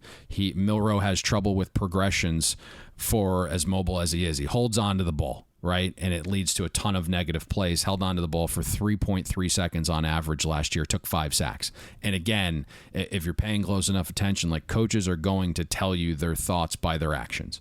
And if Saban and Rees felt confident about Ty Simpson and Jalen Milroe, they're not going after a kid Tommy Rees just benched weeks before at Notre Dame because of a turnover machine in spring. And you watch that spring game, and I understand you're going against Alabama's defense, which is damn good, but 19 for 37, 12 for 26, those aren't numbers you want from your quarterback in a spring game, especially like this is Milroe's 3rd year on campus in this system. The weapons out wide probably better than last year, but like, who's the horse, right? Like, none of these guys are going to impact the game this season like a Waddle or a Smith or a Williamson did, right? Like, which guy is going to help elevate the QB position?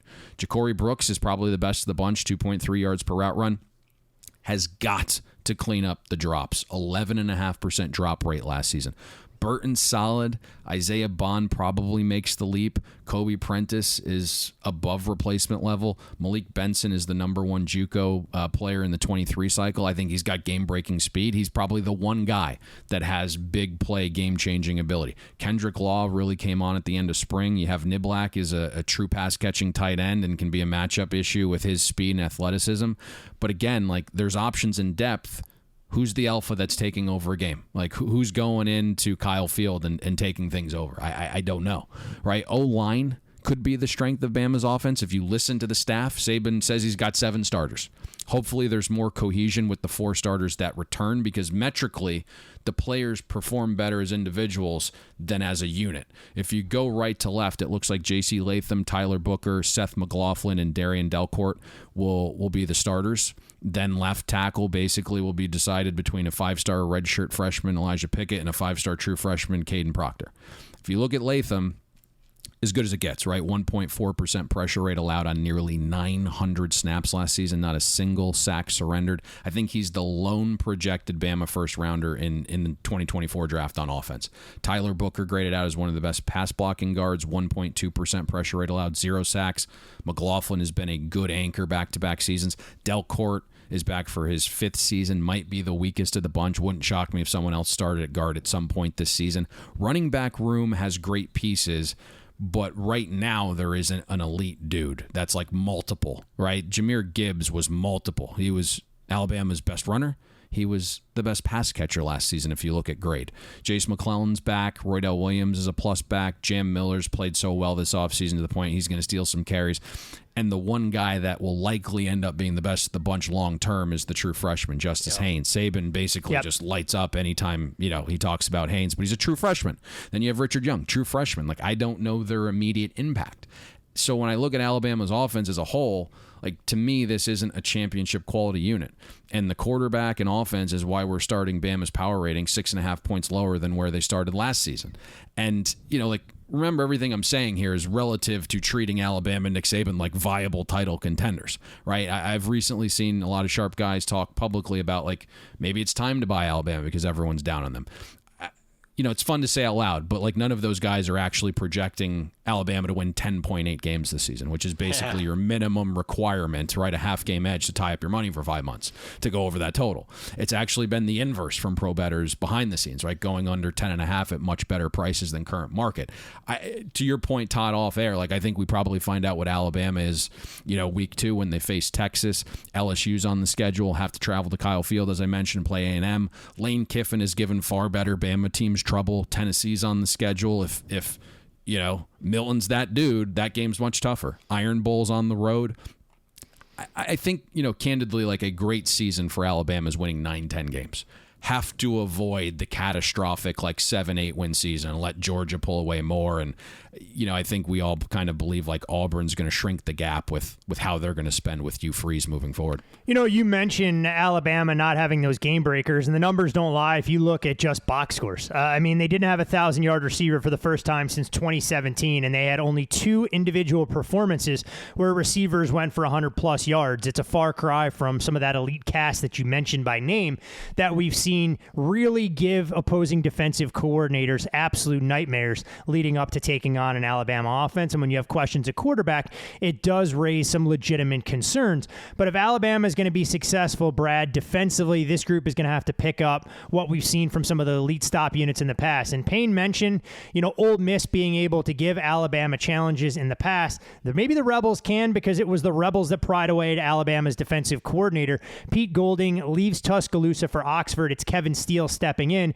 And Steele most recently had stops at Miami and Auburn for about all of 12 seconds. seconds, returns for his third stint in Tuscaloosa. But this was an Alabama team that gave up 42 points per game in its 2 losses last year to Tennessee and LSU. Sack production fell from 57 in 2021, which was at best mark in the nation, to 38 last year, and that was with Will Anderson. And you're now replacing a player that had the second most sacks in program history behind only Derek Thomas, 58.5 tackles for loss over the last 3 seasons, and there are other substantial defections for this group defensively. When you look at trying to assess where Alabama is stop unit-wise, what are some of your expectations for how this group will perform? So I have them slightly downgraded from last year. Certainly not as much as the offense, but you do lose your alpha on the defense. You mentioned it, Will Anderson, arguably the best defensive player in college football each of the last 2 years. And then if you pop in the tape of the last, couple of games in the season, I can make a case that Brian Branch might have been their best defensive player. So both of those guys are gone, in addition to 4 other draft picks gone for Alabama on the defensive side of the ball. We'll start with Pete Golding being out. I think a lot of Alabama fans probably happy to see him go because, you look at his defenses compared to what they were under Kirby Smart when he was the defensive coordinator at Alabama. Just not elite. Good enough to win, obviously, a national championship in 2020, but certainly not, what Georgia's been the last couple of years. Now, if you'd have told them, Kevin Steele's going to be the hire, I'm not sure. I would say the reaction would be tepid for Alabama fans in that regard. But you got to look at it from Saban's perspective. He's going from familiarity. There should be some there. This is Steele's 3rd stint at Alabama. He was 2nd as DC. He was Saban's 1st DC at Alabama. Probably some back to basics a little bit there. But you look at talent level, is if you're a firm believer in recruiting classes, still plenty of talent of it left there for Alabama. This is, you look at just this year's incoming class, record 9 5-stars, including, a couple of freshmen, I think, on this defense side of the ball. They're going to come in and play immediately, maybe even start. The guy that impresses me up front the most, Jaheim Otis, is a guy at nose guard, 328 pounds. You pop in the Auburn tape, he makes a play, first play of the game. He's shedding 2 offensive linemen like a grown man. I expect him to maybe even play at an All-American level this year. That's how good I think he can be. Also on the defensive line, you got Tim Smith back. Justin Ibiagbe is back from injury after missing most of last season. I wanted a couple of freshmen on the defensive front that can make an impact. Keon Keeley's a 5-star. He was Alabama's highest rated recruit. James Smith is a guy that made some waves in the spring up front. But when we're talking about this Alabama team and how good they can be on the defense side of the ball, I think it comes down to pass rush, especially when you lose a guy like Will Anderson, who got a majority of the opposition's attention and got double-teamed, which freed up for a couple of seasons Dallas Turner, especially a couple years ago as a true freshman when he had 8.5 sacks. He certainly benefited from Will Anderson getting those double-teamed. Can he step up and be that alpha dog now? I think so. I believe so, but it's not a certainly. And then you look at Chris Braswell. He's a guy that's gotten some reps. Saban's a big fan of him the last couple of years. But, again, he's going to have an expanded role. Lawson at linebacker, he's their leading returning tackler. Doesn't overwhelm me. Again, if you're talking first-team All-American type, I'm not sure Lawson's the guy. Also, when you look at some of the other linebacker spots, Marshall from Georgia, he probably starts, but again, this is a guy that wasn't a significant player at Georgia, couldn't crack their lineup, and now is expected to be a starter at Alabama. Secondary for me improved last year, certainly. Certainly aided by Kool-Aid McKinstry. He's their one. If there was an alpha on the defense, it'd probably be him at cornerback. First-team All-SEC, a good player a year ago. First-team All-American type of player this year. Arnold's the other CB. Question mark certainly at safety, to say the least. Your top 3 safeties depart. So much that I would expect 5-star true freshman Caleb Downs to start immediately. So, and then if you don't believe me that there's some concerns in the secondary at safety, post spring they go out and get a couple of transfers from UAB and ULL. I know one famous Florida State booster would really wanted Jalen Key, the kid from UAB, was a big get for them. So, but again, we're talking about you're going to rely on guys from UAB and Louisiana Lafayette.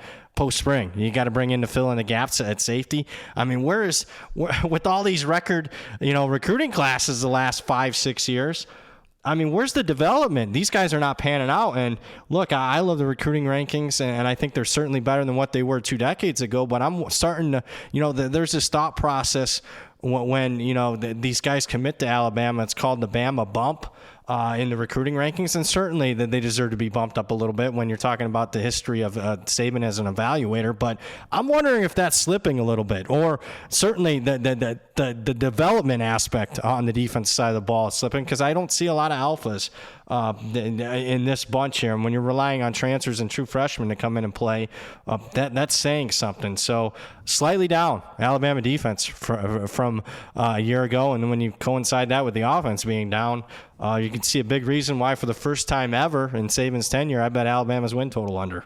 So I know when you talk about recruiting rankings, obviously it doesn't hurt that you can sell more subscriptions to a lot of high-profile websites if you tell prominent fan bases that they're recruiting at a very high level. Nobody likes to pay to read negative news.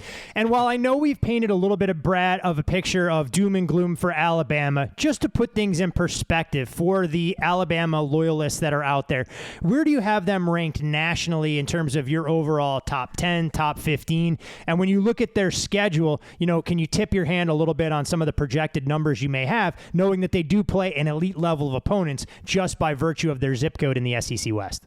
Yeah, so I still have Alabama with all this negativity. I still have them 4th in my power ratings right now. And then, I obviously, I have them favored in every game, projected to be favored in every game, and all of them by at least 4 points. So with all the doom and gloom, still on paper, this is still a very legitimate the title contender. It's just not that they went last year coming into just to take it back 365 days ago, they were the overwhelming preseason number 1 team.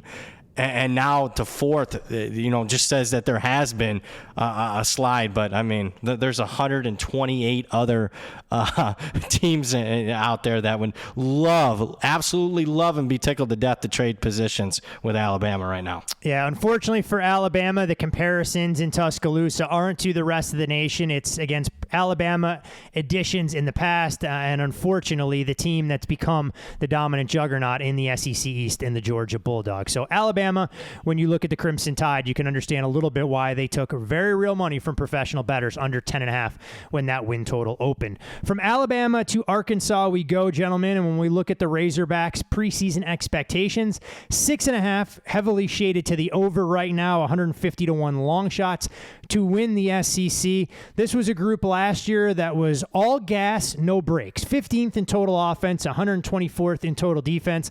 They lost 6 of their final 9 games, but did win back-to-back bowl games for the first time in nearly a decade, albeit needing to outlast their opponent in a game that saw both teams score over 50 points against the Kansas Jayhawks. Reached the top 10 for back-to-back seasons for the first time since 2010 to 2012. They did lose 4 games by 3 points or less. They were 2-4 overall in 1-score games. 5-1 versus ranked opponents, unranked opponents. 2-5 versus ranked foes. 7-0 when they scored 31 points or more. 0-6 when they didn't break that 30-point threshold. But they haven't produced a winning record versus SEC opponents since 2015. And when you look at their schedule, it allows them no wiggle room. Sam Pittman wasn't shy about talking about the schedule. I think it's a gift that keeps on giving. It seems like every year we've got a stretch in there, especially this year. We have got to get after that stretch, but we have noticed it on the schedule as well. Brad, in steps Dan Enos as offensive coordinator down there in Fayetteville. Kendall Briles off for TCU. This is a group that has a top 10 rushing offense each of the last 2 seasons. We know that KJ Jefferson poised to break a ton of quarterback records as the man in charge of this group, and they have an all-world caliber running back in Raheem Sanders. When you look at Arkansas offensively, what's the baseline and the kind of the best and worst case scenarios for this group? So slight downgrade for me for Arkansas offensively. Obviously, I love the quarterback-running back duo. Certainly Rocket Sanders and KJ Jefferson. That's among the very best in the country at those 2 positions. And I love their running back depth is as good as anybody in the country. But there's question marks pretty much everywhere else. Particularly, in my opinion, I think part of the downgrade for Arkansas's offense this year, I think, is that coordinator. I think Dan Enos is a downgrade from Briles. Enos obviously has experience, but I mean, you look at his offenses here, at least recent history, it hasn't performed that well, and they're making dramatic changes. I mean, they're going to slow it down, snaps from center. They're going to have more formations. Maybe they'll still do some shotgun. They'll have some pistol formations, more 12, 13, and 20 personnel. But I mean, I'm not sure. Look, I get sometimes wanting to play bully ball right now because there's so much ebbs and flows in college football. We're seeing defenses go 3-3-5, 4-2-5, one less guy in the box because they got to play so much in space on the outside. But Arkansas is not the team like an Alabama or Georgia or Michigan that can play bully ball consistently and line it up and smash you. So I have some concerns there from a play calling perspective. And certainly when KJ Jefferson's used to one offense his entire career, now he's switching it up and they're going to rely on him as more of a passer. Concerns. Now, I will say this about KJ Jefferson. I think he's the prospect that a lot of people thought Anthony Richardson was. Because, I mean, if you want a little bit more accuracy, when you're comparing the two prospects, certainly size is right there with Richardson, but Jefferson is just a much more accurate passer than what Anthony Richardson was a year ago, and then still can be that runner as well. So I'm a big fan of Jefferson. I'm just not sure how he fits in the new offense. The beauty is the running back position, not only Rocket Sanders, who has great speed at 6'2", 225. You just don't see guys that have his type of speed at that size. But A.J. Green's very capable, a highly regarded kid coming out of high school, and it's been productive. DeBinion was a kid last year that when they had to rely on him, he had like over 100 yards in the bowl game. This was a top 10 rushing offense when you looked at it. But I would say the question marks start arising at wide receivers. They lose their top four, and they got some guys that showed production as far as the transfers coming in. There's 3 of them. But they're all taking a massive step up in class. They get a kid from Bowling Green and Tyrone Broden. He's 6'7", great size. A kid from the FCS and Andrew Armstrong. A D2 kid and the Tesla kid. And again, they have size. Broden 6'7", Wilson 6'3", Armstrong 6'4". So I am impressed with that. Maybe the most impressive guy was their smallest wide receiver in the spring game, the Centennia kid, Isaac Centennia. They had a big spring game, but still some major question marks there. They lose their tight end, transfers to South Carolina. But they did recruited the position well. They bring in a North Texas transfer who's a first-team All-Conference USA player. So maybe that loss of Trey Knox doesn't hurt him, is at least what was originally anticipated. You would think Arkansas on the offensive line with Sam Pittman's history would not be certainly a question mark, but I wasn't necessarily overwhelmed by them, particularly in pass pro last year. That they lose their top offensive lineman. They have good size. They're going to switch up their best, offensive lineman that returns, the Limmer kid. He's going to switch from right guard to center. That's a question mark when you start, snapping the ball. I could actually see them taking a step back on the offensive line a year from last year's unit that wasn't overwhelming. So you add it all together. Certainly, I love the quarterback, love the running back, but with so many new faces at wide receiver, tight end, offensive line, and particularly a dramatic, different type of scheme, I got a slight downgrade for this Arkansas offense. Ain't no pain. Brad isn't painting a rosy picture for what the Arkansas offense could be in 2023, which could be problematic knowing it was the strength of the football team a season ago because the defense offered little to no resistance most games. Here comes Travis Williams as defensive coordinator. Coach Odom had left to take over the program in our backyard with UNLV. This was a Razorback stop unit that allowed 464 yards per game, worst by an Arkansas defense since 2000. Had the school's worst total defense in program history. The silver lining, they recorded 42 sacks, which is the most in program history, best mark in the SEC, top 5 in the FBS. But the issue for them is they gave up 90 plays of 20-plus yards last season, more than any other team in the country. And when you look at the overall defensive ranks in the SEC, 30.6 points per game, which was 13th. They gave up 30-plus in 6 out of their last 7 seasons. 6.5 yards per play, 13th. 45% success rate against on third downs, 13th. 8.5 passing yards per attempt, 13th. And if 13th isn't bad enough, last I checked, there are 14 teams in the SEC, and they gave up 295 passing yards per game, which was dead last, also one of the worst marks in the entire country. Is there reason to believe that this stop unit can get better or that they can't possibly be worse than what they were last season?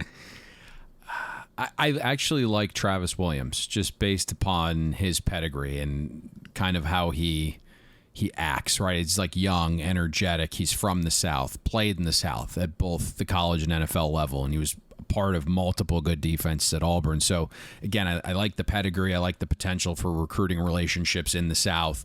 Williams has been UCF's defensive coordinator the last 2 seasons. That unit improved relative to before he arrived. If you watched UCF play defense, you know that Williams is bringing a far different scheme to Arkansas. It's going to be a 4-down front, far more aggression and pressure and coverage. I think the glaring question is the Jimmies and the Joes. I just don't see many horses on Arkansas's defense. The defensive run metrics probably improve with an extra down lineman and a body in the box, but I think there's concern with the thinness at defensive tackle. You have a guy like Tareen Carter who's going to be depended on, but he's been below replacement level against the run, and he's returning from an ACL tear. You have Cam Ball, has the potential to be the best of the bunch, I think. High 3-star kid who consistently played well down the stretch last season, played 77 snaps in the bowl game and really flourished. I think Ball's the best run stopper in my mind on the team and has the most upside as well. And then you have Eric Gregory, right? Another replacement level defensive tackle, probably will play, 300-ish snaps. You go to the portal and get Anthony Booker Jr. from Maryland. Graded out well against the run the past 2 seasons, but only saw 340 snaps total over that time for a Maryland defense that I wouldn't say is the greatest. But if Booker can kind of play to that level and earn more snaps, suddenly, the D-tackle position has a couple more answers. I do think you're going to see improvement, though, right? I mean, you can't be 110th in defensive line yards allowed when you're going to a little bit more of a heavier box. Edge pressure to me is concerning. Everyone is high on Landon Jackson, right? The 4-star defensive end that transferred in from LSU last offseason. I know he's worked on his body and transformed that a little bit. The staff thinks highly enough of him to invite him to SEC Media Days. Maybe the light comes on, but I watch him play. It's like 6% pressure rate on pass rush snaps last season. I watched the spring game. There's not a ton of get off or creativity in his bag. Well below replacement level last season. You have Jashad Stewart at the other end position. His snap count nearly tripled last season. He played to a replacement level, 6% pressure rate on pass rush snaps. And then you get Jeff Coat transferring in from Missouri. He's a Jag. Honestly, like the 2 names that intrigue me most, and they'll be in the rotation, but don't seem to be thought of as highly by the staff as myself. You have John Morgan. He transfers in from Pitt, coming off a great season, more than a 13% pressure rate on pass rush snaps. And then when I watch Arkansas play, the guy with the most burst off the edge is Zach Williams. And the staff gave Williams his largest workload ever last season. He responded with his best season ever, right? Graded out well above replacement level, had a 10% pressure rate on pass rush snaps.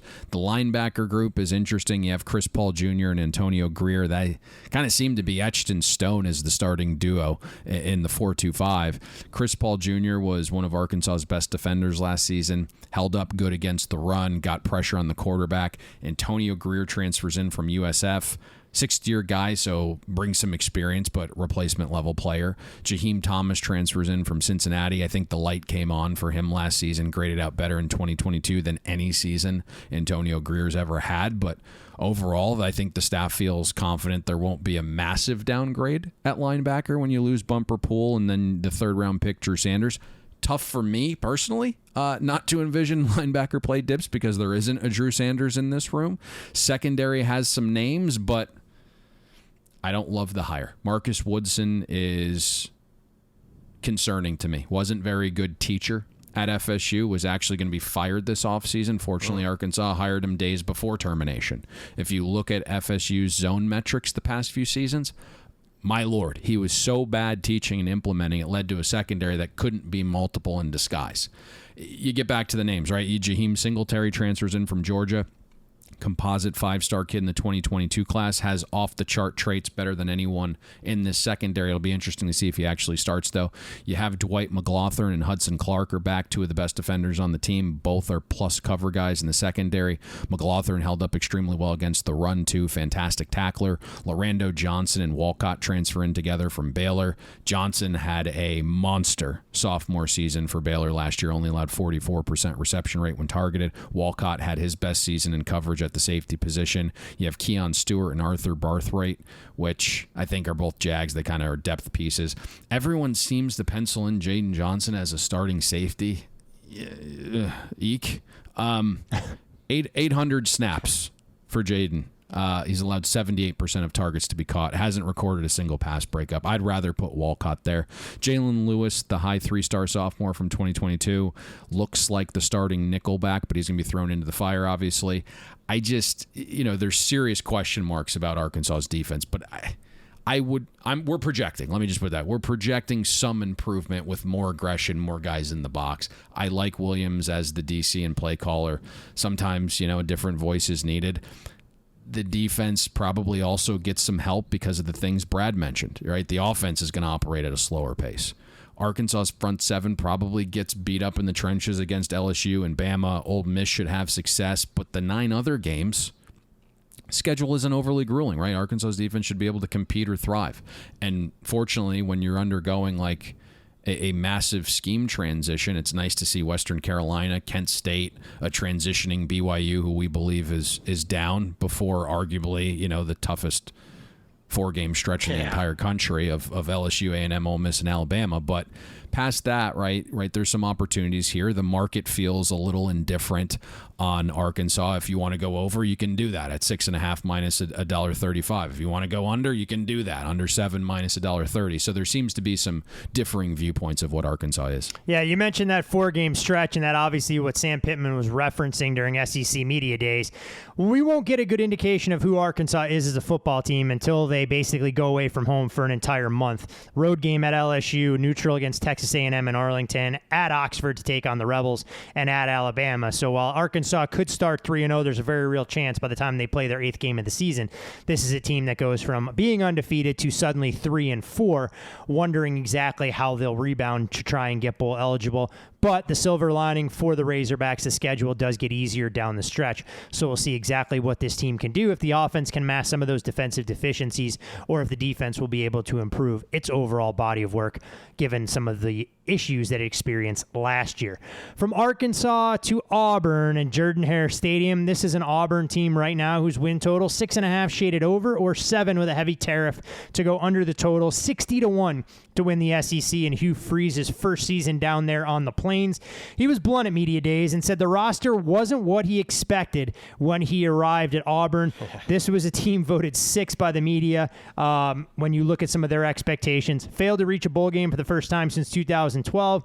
Has now finished below 500 in consecutive seasons for the first time since the late 90s.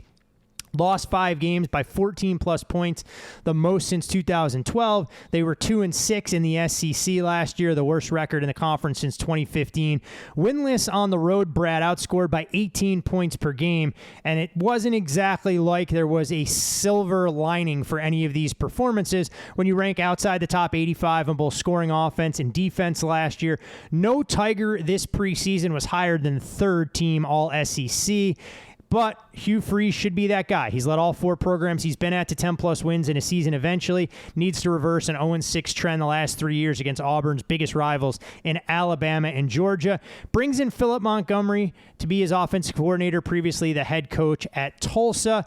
And we have a little bit of a quarterback battle, if I want to say that. Peyton Thorne transfers in. Robbie Ashford was at the bottom of the barrel for overall efficiency. But Brad, when you look at this Auburn team offensively, there's no doubt it's going to be a transition period, even with some of the good offensive minds they have there to try and mold this group that underachieved. I mean, no question. And you mentioned Freeze making the comments about, the rosters wasn't, what he expected to inherit. What struck me was that Athlon scouting report that mentioned Auburn so far behind Alabama and Georgia. It's maybe the biggest gap in decades. And it certainly, he attacked it. I'll give him that. He did what he could in one off season because he brings in a boatload of transfers on both sides, but particularly on offense. And a lot of these guys are expected to fill in and start immediately. Let's start with quarterback. Robbie Ashford leaves a hell of a lot to be desired in the throw game. I mean, when you complete less than 50% of your passes in today's day and age, you have a 7-7 touchdown interception ratio. Obviously, that needed to be fixed. Now, he is a dynamic run threat. I would expect him to, if he doesn't win the starting job, which I don't think it's going to be the case, honestly, I would expect him to, at the very least, to have a little bit of a package for him. They bring in Payton Thorne post-spring because, I mean, they do need a better passer at that position. I mean, he wasn't overwhelming, Payton Thorne at Michigan State, but he's very experienced, 25-game starter, decent completion percentage, 46 touchdowns, 21 interceptions. Again, on the whole, not overwhelming, but certainly better than what Ashford's going to give you in the throw game. The good thing that they do have that they can hang their hat on, maybe the entire team besides the secondary, is the running back position. And that's saying something considering you lose a guy like Tank Bigsby, but I don't expect them to miss a beat with Jarquez Hunter as a starter. He's a guy that sat behind Bigsby the last couple years. He's been explosive, over 1,200 yards the last couple of years, 6.6 yards per carry. They bring in a little kid from, I'd say kid. I mean, obviously these kids, when you're 5'7", 165 pounds, and I got you by 20 years, I'm going to call you a kid. But Brian Batty comes in after a very productive year at South Florida a year ago where he ran for nearly 1,200 yards. He doesn't have to be, I would be extremely worried if they're expecting him to be the bell cow, but he doesn't have to be. But if he can give you 10, 12, touches a game, I think that'd be very beneficial. Sean Jackson, the Alston kid, impressed me in the spring game. Cadillac Williams is still coaching the running backs and got elevated to associate head coach. Obviously, the team played really hard for him as the interim at the end of last season. Don't believe me? Pop up the Alabama tape where they ran for over 300 yards against the Crimson Tide being one-dimensional. Wide receiver leaves a little bit to be desired. Johnson led the team last year. He was, 19 yards per catch, so that's not bad. That Coy Moore's back. I think he's a jag.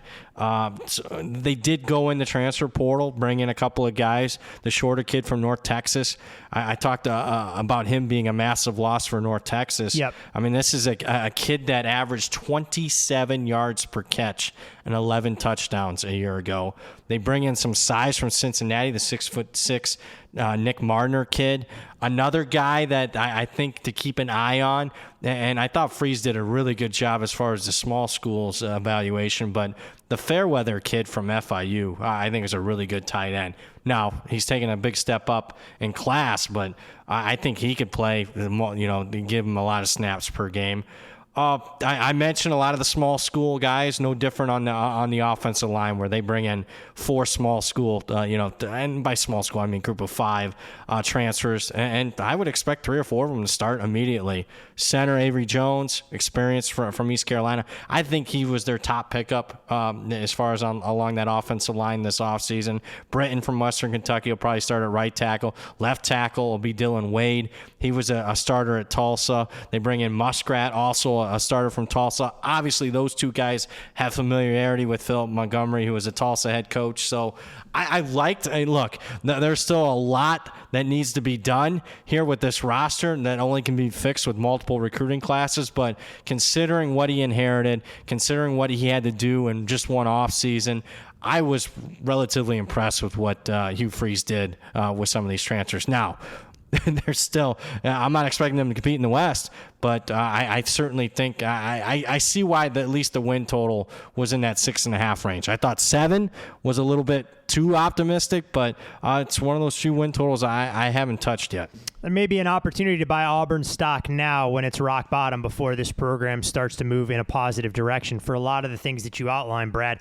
In just one offseason, what Hugh Freeze was able to do to upgrade the overall level of offensive talent, probably not enough to compete, but something to create some optimism as they look to try and hit the portal and bring in high school recruits to really get Auburn back to where it was in the Gus Malzahn heyday, so to speak. Defensively, Payne, Ron Roberts comes over from Baylor as the former defensive coordinator. Hasn't been shy about his overall level of philosophy where he wants to generate a havoc rate north of 20%. For those folks not necessarily familiar with the term, havoc defined as tackles for losses, forced fumbles, interceptions, or passes broken up. And why that'll be so important is this was a 12th ranked defense in the SEC last year, 98th in the FBS in points per game allowed. Actually, the worst scoring defense in program history was a downright sieve when they played away from home as well. well, giving up 44.5 points per game, which ranked 130th in the country, allowing 230-plus rushing yards, which was 127th, and 491 total yards per game against, on the road 126th. Biggest question I have for you is, Roberts may want to play one style of defensive-minded football, but does he have the personnel to implement that right from day one? Yeah, I think when I was gauging Auburn earlier in the offseason, there was a little bit more hope and optimism, and then you watch the spring game and you're like, oof. And now you hear some of the comments out of SEC Media Day from Hugh Freeze, and, you know, I think there's a reason a lot of the sevens were removed from the market. Auburn, to your point, one of the most underachieving defenses in all of college football last season, got absolutely bullied up front, showed some quit at times too. But I think if maybe you are deciding to buy Auburn at what you believe is the bottom, it is a huge upgrade in coaching with Hugh Freeze, regardless of what you think about his shtick and as a human and, you know, his off-field tactics. I think if you want to have like a glimmer of hope defensively, it's what returns in the back. More than 75% of defensive production is back. It's a top 20 rate in the country. And the one area of Auburn's defense that was damn good was their pass defense. Less than 40% of passing plays graded successful against Auburn. It was a top 35 rate in the country. Did a solid job preventing explosive passes. The entire back five returns. And then you mentioned Ron Roberts, who is from the Dave Aranda coaching tree, so he gets the early benefit of the doubt. Roberts also ran the Louisiana Lafayette defense under Billy Napier for 2 seasons in 2018 and 19. And Lafayette was a bottom 10 defense in the entire country in schedule adjusted efficiency the year before Ron Roberts arrived. And then within 2 years, it was a top 60 defense. So, you know, we like Roberts' coaching tree with Aranda. Roberts, you know, passed his first test as a defensive coordinator at Lafayette, so I think you kind of give him the benefit of the doubt. You get DJ James back. He's the horse in the secondary, transferred to Auburn last season from Oregon.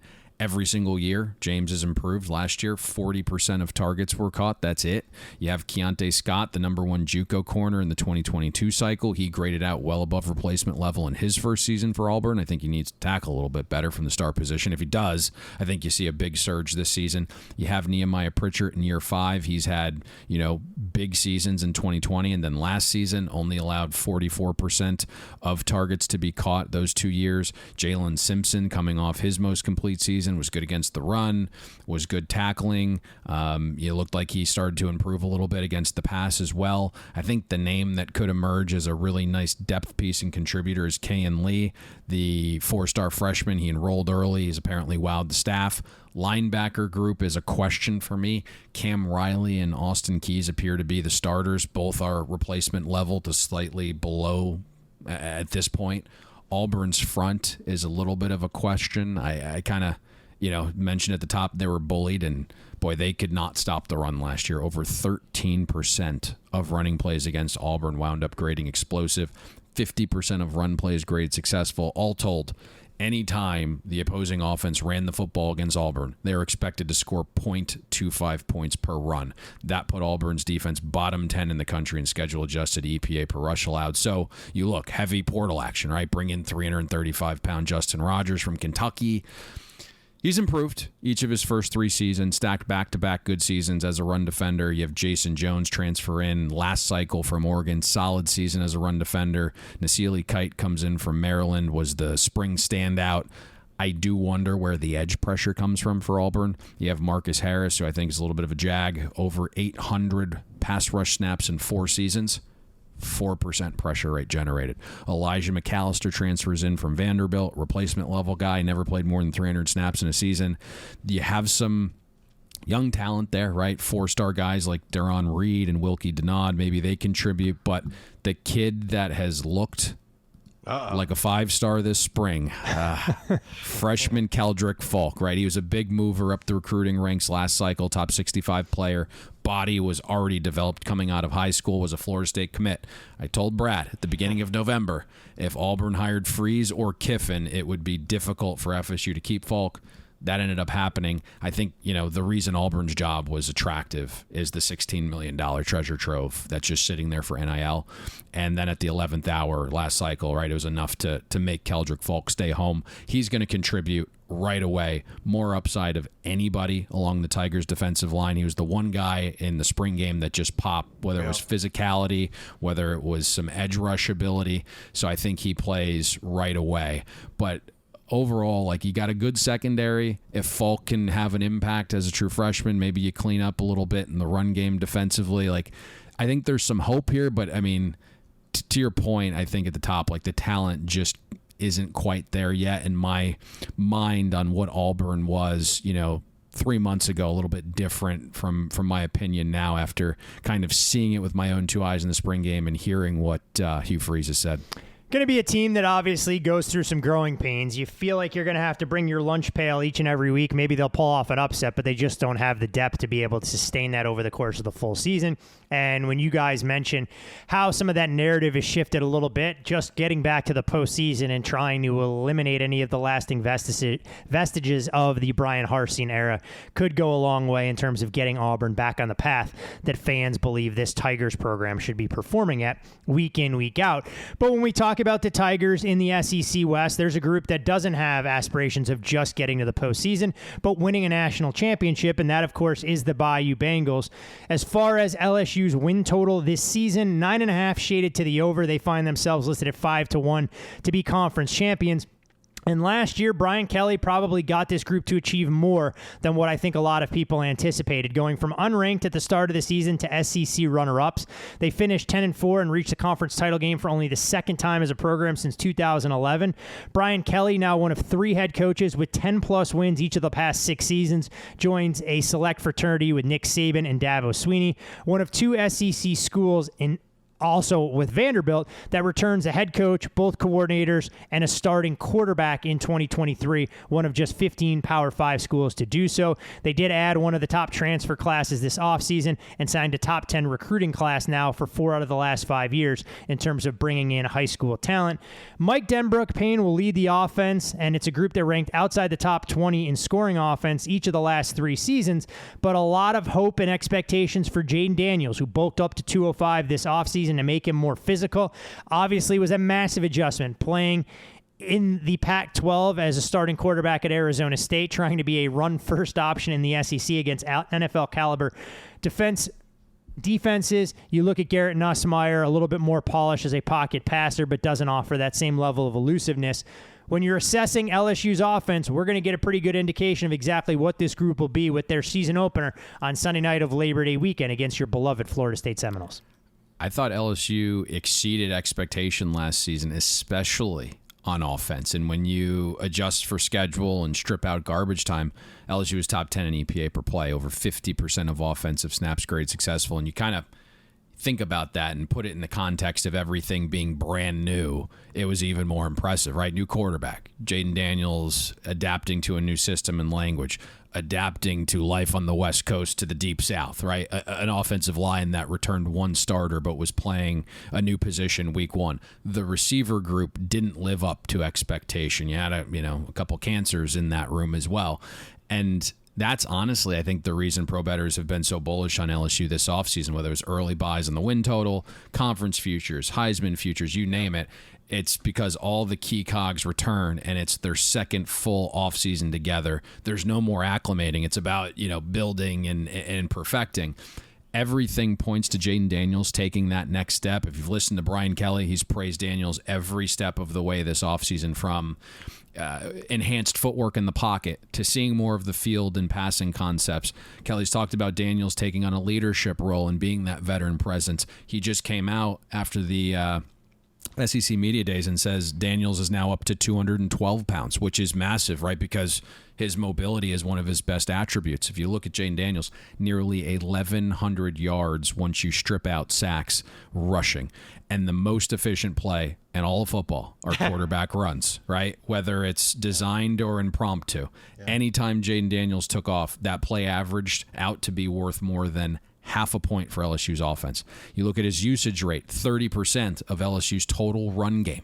And so I think there's some opportunity there with the bulked up weight to even be better in some short yardage situations. Daniels also took great care of the ball as a passer, 0.6% turnover worthy play rate. That was the number one rate in the entire country among 155 qualifying quarterbacks last season. I think the key, though, for Daniels, if he's going to vie for a Heisman and LSU's going to get to the college football playoff, is improving as a passer, right? Being more aggressive. You mentioned Denbrock's system, Todd, more of an RPO-based quick passing system, so it's not going to yield like massive ADOTs, but Jaden Daniels was 118th in ADOT among qualifying passers. Even Desmond Ridder in his final season at Cincinnati operating this Denbrock system had an ADOT nearly 2.5 yards deeper than Jaden Daniels last season. 63% of Daniels' passes never exceeded 9 yards. So need to see a little bit more aggression there, I think, in the throw game. And, why we're projecting some passing improvement is everything around Jaden Daniels is improved, right? The O-line, that was something that I talked about a little bit at the top. It's just like all these unfamiliar parts pieced together. You could watch it as the season goes on, right? They kind of gained cohesion. They improved. Will Campbell, the true freshman, was thrown into the fire, but had his 3 best games down the stretch. And Campbell's best game in pass protection came against Georgia in the SEC championship game. Brian Kelly's come out and he's talked about the O-line improving because there's a clearer picture of guys knowing who's starting and where they're starting, and I think that's huge. LSU had a damn good run-blocking O-line, top 10 in offensive line yards created, opportunity rate, and stuff rate allowed. Running back room is crowded, but it kind of gives off this like iron sharpening iron type of environment. They added Logan Diggs to Noah Cain, Josh Williams, John Emery, and Armani Goodwin, which is just wild to me. So I think you're going to see a lot of rotating backs. Those guys are going to be super fresh. This was a run game that was top 5 in both success rate and EPA per rush in year 1 with all of these moving parts. So I think it's going to be a really strong run game. The weapons at receiver are interesting. Right, LSU, I mentioned, kind of got rid of the cancer in the room. Some guys just couldn't handle the drastic change from, Edo's loose ship to Brian Kelly's stricter ways. But Malik Neighbors is back, nearly 2.5 yards per route run last season, one of the best in the country. The rest of the room, though, is I think, I'm not as high on it as the rest of what appears to be the media and bettors, right? Kyron Lacey had the highlight reel during the spring game. He needs to be better. 1.3 yards per route run, back-to-back seasons of below replacement level play. Brian Thomas Jr., 1.3 yards per route run, back-to-back seasons of below replacement level play. Chris Hilton Jr. supposedly looks the part and is ready to take that next step, but 3 different significant surgeries he's battled back from. I'm interested to see what Aaron Anderson looks like. Number 5 wide receiver in the 2022 class, chose Alabama.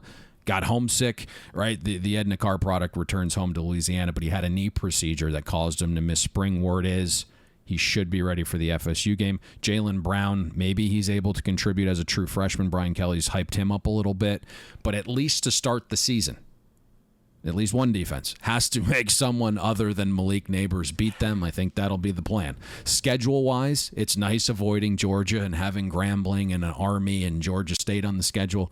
I think it's extremely fair to say there's question marks defensively about each of Arkansas, Ole Miss, Auburn, and Florida. LSU does face 2 of our projected top 10 defenses in Bam and A&M, but overall, for being in the SEC West, things feel, very manageable here. If Jaden Daniels takes that next step as a passer and we see LSU's defense make a leap, which I think we believe is possible with the added talent. Yeah, I mean, you mentioned the schedule, and you go through it compared to Arkansas. I mean, it's not as though LSU has a grueling 3 or 4 week stretch. It is the SEC. There are very few gimmies, but when you try and figure out where some of those landmines can be, that schedule makers can make your life difficult, LSU appears to avoid quite a bit of that. And you mentioned all the things that we're looking for from an LSU offense. I think highlighting the receiver room being the major point of contention or reason for concern makes a ton of sense. Defensively, Brad, Matt House's group was 5th in the SEC last year, tied for 33rd in the FBS, giving up 22.5 points per game. But this is still an LSU team that's ranked outside the top 25 in scoring defense each of the last 5 seasons, and they have to replace elite pass rushers and disruptors. B.J. Ojolari, 2022 first-team All-SEC, led led the team with 49 pressures. He's gone. Ali Gay was a disruptor in the middle in his own right, and you have a couple defensive backs that now you're going to have to find different players to step in. But they were successful in hitting the transfer portal. There's a lot of holdover talent. When you look at LSU's defense year over year, expectations that this group improves, stays consistent, or maybe takes a half step back. Slight upgrade for me. And diving into not only the basic counting stats, but even some of the more advanced analytics, like 50th in marginal explosiveness on the defensive side of the ball last year. I was a little surprised that the numbers weren't a little bit better. At least basic eye test, I thought they were a little bit better defensively than what some of these numbers. I mean, number 30 in scoring defense, number 40 in total defense. If you'd have asked me off the cuff what they would have ranked in some of those, I would have said, top 25, maybe borderline top 20. But they weren't there. And for a defense that loses 7 of their top 11 tacklers, you would think, maybe I'd have more question marks than answers. But I think one thing that Kelly's done remarkably well is obviously overturning the entire roster, 71 new players last 2 years. And then I thought most of the focus this offseason was on the defensive side of the ball. 11 of their 14 transfers on defense, particularly the secondary. 5 transfers in the secondary.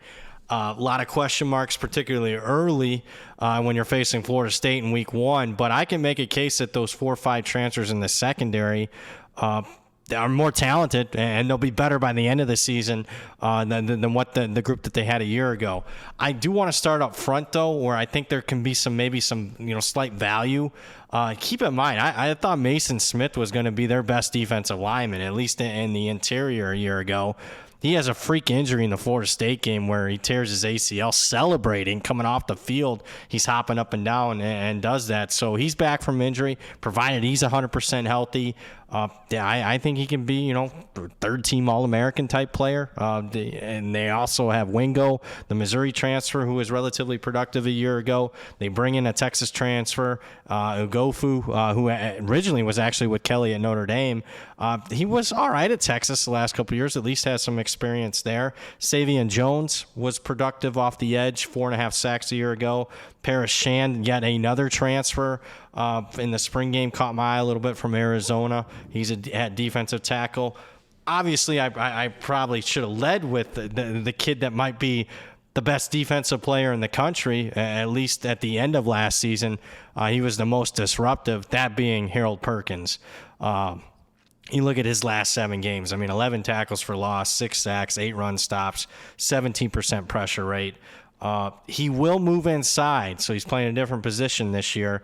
He's going to have more responsibilities and more on his plate, so it'll be interesting to see if he can handle it.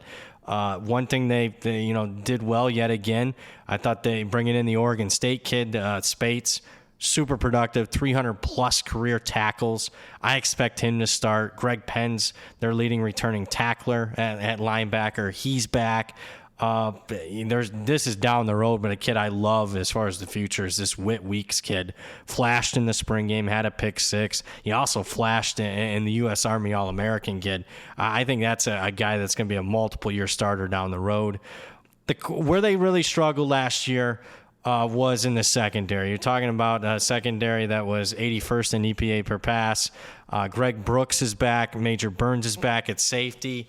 But that still didn't stop Kelly from going heavy in the portal. I mentioned 5 guys that come in. FCS All-American Zy Alexander, he probably comes in and starts. Syracuse Chestnut, a 2-year starter, he comes in, probably starts right off the bat. One of the more highly rated transfers, regardless of position, was them bringing in Texas A&M transfer Denver Harris. Some off-field issues. We'll see how that meshes with Kelly's style. But they also brought in Andre Sam post-spring from Marshall, J.K. Johnson from Ohio State. So some high talent there. The question that I have is, that's going to be all those new bits and parts and pieces are going to be tested right from the get-go against Florida State. Florida State offense that I thought Norvell on that side of the ball has outcoached Kelly the last 3 years, going back to the Notre Dame matchups in 20 and 21. So I like the personnel. They're deeper. They're more experienced than a year ago. We'll see if they can stay healthier, particularly up front. So a slight upgrade on defense, and if that's the case, then we're going to see LSU, obviously contend in the West yet again. When you look at LSU in the national landscape, Brad, just to kind of create a little bit of perspective, where do you have them pegged? I know we talked about Alabama. We painted a little bit of a negative picture, but you said, look, it's still the 4th best team in the country for your preseason power numbers. Alabama top 10 on the fringe, or a little bit higher even than that? Yeah, I have LSU 5th, and that might, I've upgraded them significantly from last year. So that would say, oh, wow, I mean, legitimate national title contender. Certainly I think Georgia's still, far and away better than them personnel. I would rather have Ohio State's roster. Hell, I'd rather have Alabama's roster. I thought there was a little bit of smoke and mirrors last year. Don't believe me? Go back and start watching some of them games. I mean, they probably shouldn't have won the Auburn game. I think post-game win expectancy was like 8% in that one. They benefited from KJ Jefferson not playing the Arkansas game. I think if Jefferson plays, that's probably a loss. Obviously, it comes down to a 2-point conversion in the Alabama game.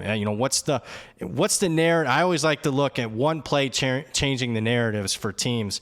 If that pass is dropped and they lose to Alabama, certainly there's still some excitement, but there certainly isn't as much exuberance around LSU if they don't win the West last year and they don't beat Alabama and they only went 8-4 in the regular season. So that's the one thing that's keeping me a little bit more cautious on LSU. But you're also talking to a guy, bet an early win total over. Bet, what I thought was a mispricing in the SEC futures market. So, and also bet Jayden Daniels to win the Heisman. Here I was thinking, Todd, I think. Oh, go ahead. I don't want to cut you off, but I think what Brad is saying there is really interesting, and kind of let me expound on this a little bit. Sure. Is that, we had a little bit of a negative viewpoint relative to what Alabama has bet, and we're high on LSU, and he's saying, hey, like we have Alabama 4th and LSU 5th, but you think about it within the context of the actual market, 4th and 5th, but one of these teams opened with a win total of 10.5, yep. The other 8.5, right? And that's why when we talk about these teams, it's relative to expectation. You can be a little bit more bullish on an LSU because they were priced 2 games lower, and yet we're sitting here saying, hey, the power rating is virtually similar. I think the other thing to think about here is, when you look at the ceiling of LSU, probably a touch higher because of quarterback play. Good point. And for Alabama, this would be the year where you look at Alabama, it's tried and true. It's steady, right? If they're down season, the dip is minimal. This year, I think the floor has the potential to be a little bit lower than what we've seen of past iterations of Alabama. And I think that's an important point to make because we know we have a very diverse listenership group. There may be folks that have been with Bet the Board since we launched this podcast back in 2014 who have seen their thought process move leaps and bounds as they begin to understand exactly the way we go about attacking these teams and trying to break them down versus market expectations, not necessarily versus the media, and identifying teams that we think can win a national championship, etc., if the prices don't reflect that. But you also may have a group of new bettors who are finding us for the first time, so come away going, man, I can't believe they trashed our particular team that way. But it's all about the number and some of those preseason expectations that are there. So that, I think, is a tremendous point when you talk about Alabama and LSU for Brad being 4th and 5th in the country, but one team having a win total at 10.5, another having a win total at 8.5. You can understand why you're buying one stock and selling the other, which is always the biggest thing that we can impart on our listeners here, that it's not just figuring out who's good or bad, it's figuring out who's good or bad based on the way they're being priced in the market. That'll make for a much more profitable season, kind of separating emotion from your bankroll in the grand scheme of it. A man who wears his emotion on his sleeve, though, is the head coach at Ole Miss, and Lane Kiffin, always outspoken, great for a soundbite, and SEC Media Days were no different for his Rebels bunch. You see their win total at 7.5, 70-1 to win the SEC, and this was a team that started the year 7-0 before they lost 5 out of the last 6. We talked about it on this very podcast that rubber was going to meet the road, and we thought that Ole Miss had overachieved. Wasn't quite sure the wheels would fall off the way they did. They did finish the season on a 4-game losing streak, and when you look at the point differential, plus 165 in the first 7 games had them 3rd in the SEC behind just Georgia and Alabama, minus 62 over their last 6 games, which is actually the worst in the SEC. But you look at the Lane train and what he's been able to accomplish, a 23-13 record as Ole Miss head coach. It's the fourth best in the SEC in that span. The only programs that have been better are Alabama, Georgia, and Texas A&M. There are plenty of holes, though, to fill on both sides when you're talking about replacing 3 of your top 4 in offensive yardage as well as 4 top tacklers on defense. But that's also why Ole Miss went to the transfer portal, and we'll get to that in a moment. Last conference title for this program came way back in 1963. They've never won the SEC West since the league split its conference into 2 divisions going back to 1992. And the schedule this year starts a little bit tougher than what it was last year. When we look at this team offensively, Brad, it feels like there's a wealth of riches at the quarterback position, but this is a group that I don't think the casual fan appreciates how run-heavy it truly is. It was a top 10 total offense in the country all 3 seasons under Lane Kiffin, but they were the number 1 rushing offense in the Power 5 last season. They led all non-service academies as well with 257 yards per game. Quarterbacks to choose from, a all-world running back in Quinshon Judkins. How do you look at assessing what Lane Kiffin and company are going to put on the field as far as their offensive capabilities? Yeah, I think on paper you got to like what you know, not only what you saw from a base accounting perspective last year, but you like the returning production. 80% on the offense side of the ball, ranks number 11th in the country. 8 starters back, 4 on the offensive line. You mentioned the rushing stats that I'm not sure that people firmly grasp, but when you average 257 yards per game, I mean, you mentioned the service academies. Yeah, that sounds like a service academy. In fact, it was the most here that they've had here at Ole Miss since 1957. So let's start at quarterback. Jackson Dart was okay, an uneven first year. Keep in mind, I mean, Kiffin, I was listening to him when I was traveling a little bit. You know, he was mentioning that maybe there was too high of expectations on Jackson Dart a year ago. He was in a new system, transferred, didn't have a lot of experience. You know, started a couple games at the end of his freshman year at USC, but when you look at on the whole, 62%, was a run threat, over 600 yards rushing, had an okay 2-to-1 ratio as far as the touchdown interception. Hopefully there's some progression there. I think, I thought Lane did a great job. I was surprised that he did this, but he goes in the portal, goes and gets a security blanket in Spencer Sanders that has nearly 10,000 career passing yards from Oklahoma State, gets the quarterback of the future from LSU, and a 5-star kid coming out of high school in Walker Howard. So, and Kiffin made the comment, I mean, do you like having good pitchers on a baseball team? You like to have more than one. So he loves that he upgraded that room. Anytime you can upgrade a position, he certainly has it there at quarterback. Obviously, the star to me on offense is Judkins at running back. Then you got a guy that averaged over 1,500, ran for more than 1,500 yards a year ago, nearly 6 yards per carry, 16 touchdowns. The question would be, Zach Evans provided a nice change of pace. Can Ulysses Bentley, a guy, can he be that quality backup? I think so, if he's healthy. He was highly productive at SMU before he transferred last year, before getting, banged up for most of the year. Now, a big question mark was at wide receiver. They lost their top 2. They also lost a transfer kid that was playing well in the spring in Marshall from Texas A&M. He gets kicked off the team. They lose Keon Coleman to Florida State. They were in those sweepstakes. Payne was, overjoyous there, doing cartwheels that Keon Coleman went to Florida State instead of Ole Miss. They get UTSA transfer Zachary Franklin post-spring. I thought that was a huge get. I mean, you're talking about a kid that, is the all-time leading receiver in the history of the program at UTSA, over 3,000 career receiving yards. They got another solid transfer, Louisiana Tech, Trey Harris. The kid that I really liked that was talk of spring was actually tight end position, Caden Prescorn from Memphis at tight end. In fact, he's expected to start over Michael Trigg just because he gives him a little bit more consistency. Certainly, Trigg has a higher ceiling. Was yet again for the second year in a row a big spring game standout. We'll just see if he can be consistent there. So they have a good 1-2 punch at tight end. Offensive line, 131 career starts back. I mentioned what they paved the way for as far as the run game last year. I like the Pettis kid. For one thing, he's super massive at 6'7", 360 at right tackle. They bring in an experienced player, Victor Kern from Washington, to fill that gaping hole that Breaker, their one offensive lineman that departed. They also grabbed an all-conference guard from UAB. So you add it all up as far as the personnel, the talent, and particularly Lane Kiffin being one of the better play callers in the country. And I expect this to be a top 10 offense. With that being said, you mentioned it, Todd. There isn't going to be a 7-0 start this year when you play Alabama and LSU in September. So those early season numbers aren't going to be as good as last year. No, going to be tough to start out of the gates white hot, but, maybe it creates some opportunities to bet Ole Miss if they struggle and they step up in class compared to the latter half of the year that you highlighted where they were one of the best teams to go against week in, week out. Yeah. Defensively, Payne mentioned it when we talked about Alabama. Lane Kiffin brings over Pete Golding and had some pretty strong words to say during SEC Media Days that was like the number one coaches portal guy. That was really neat to have a chance to get Pete. He's got a background in the SEC in the area of recruiting also, besides just being a brilliant mind in the game. And so it's been awesome to work with him already. 7 straight seasons ranking outside the top 50 in scoring defenses in the country for Ole Miss. Meanwhile, Golding's defenses finished top 20 in scoring defense all 5 years with Alabama.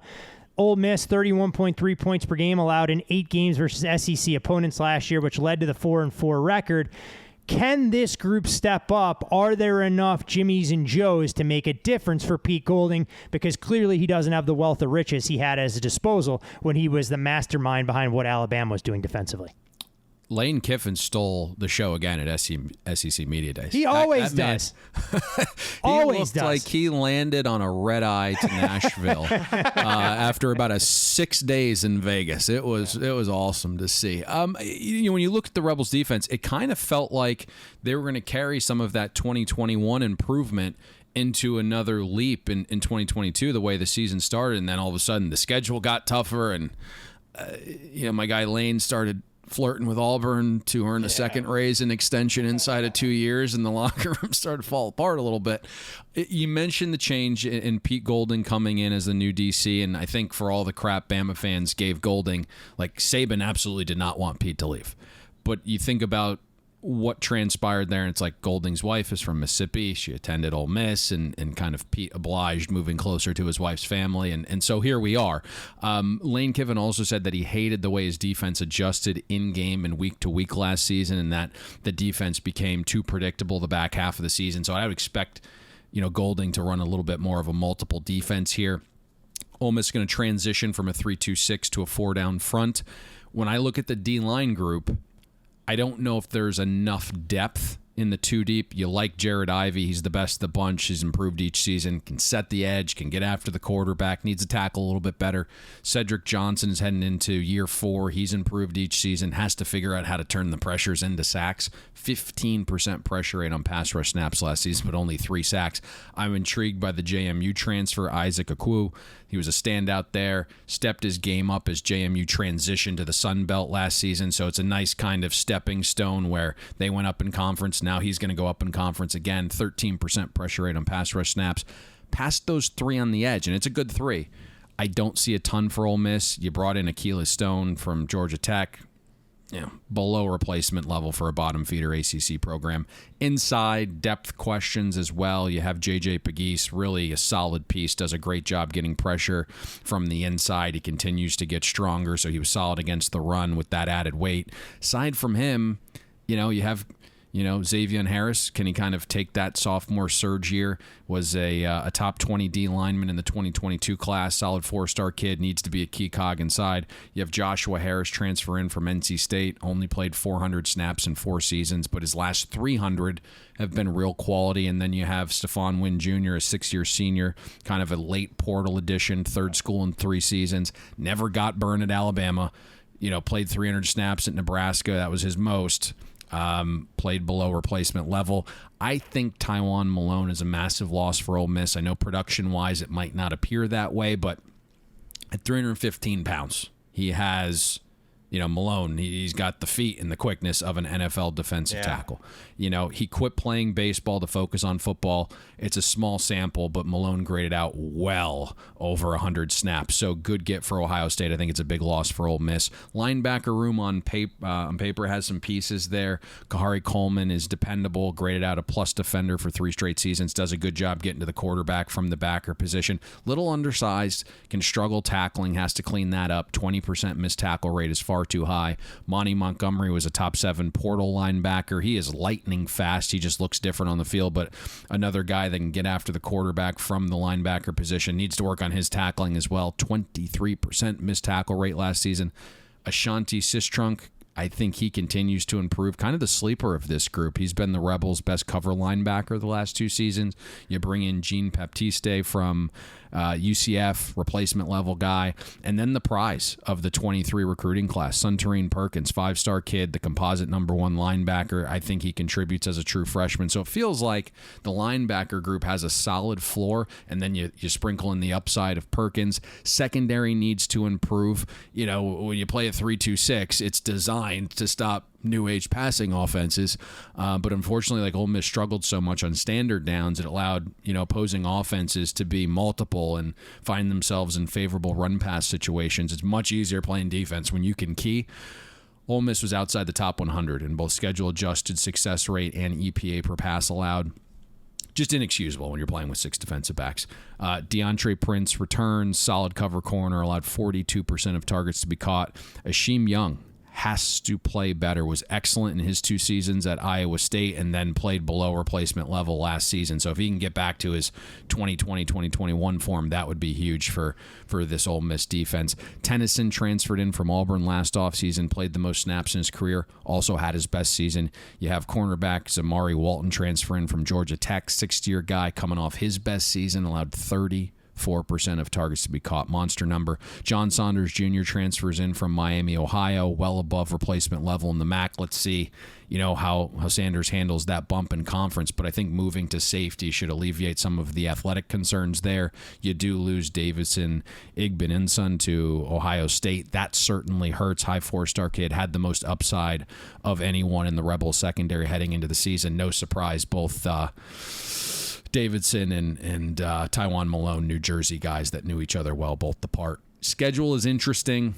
The Tulane game, a little bit more difficult with Pratt returning, but Ole Miss will be favored in its first 3 games. Sure, right? Alabama, Georgia, LSU are on the schedule. That sucks. But Bama and Georgia are both on the road, so you're not burning home games to teams you'd likely lose to no matter location, right?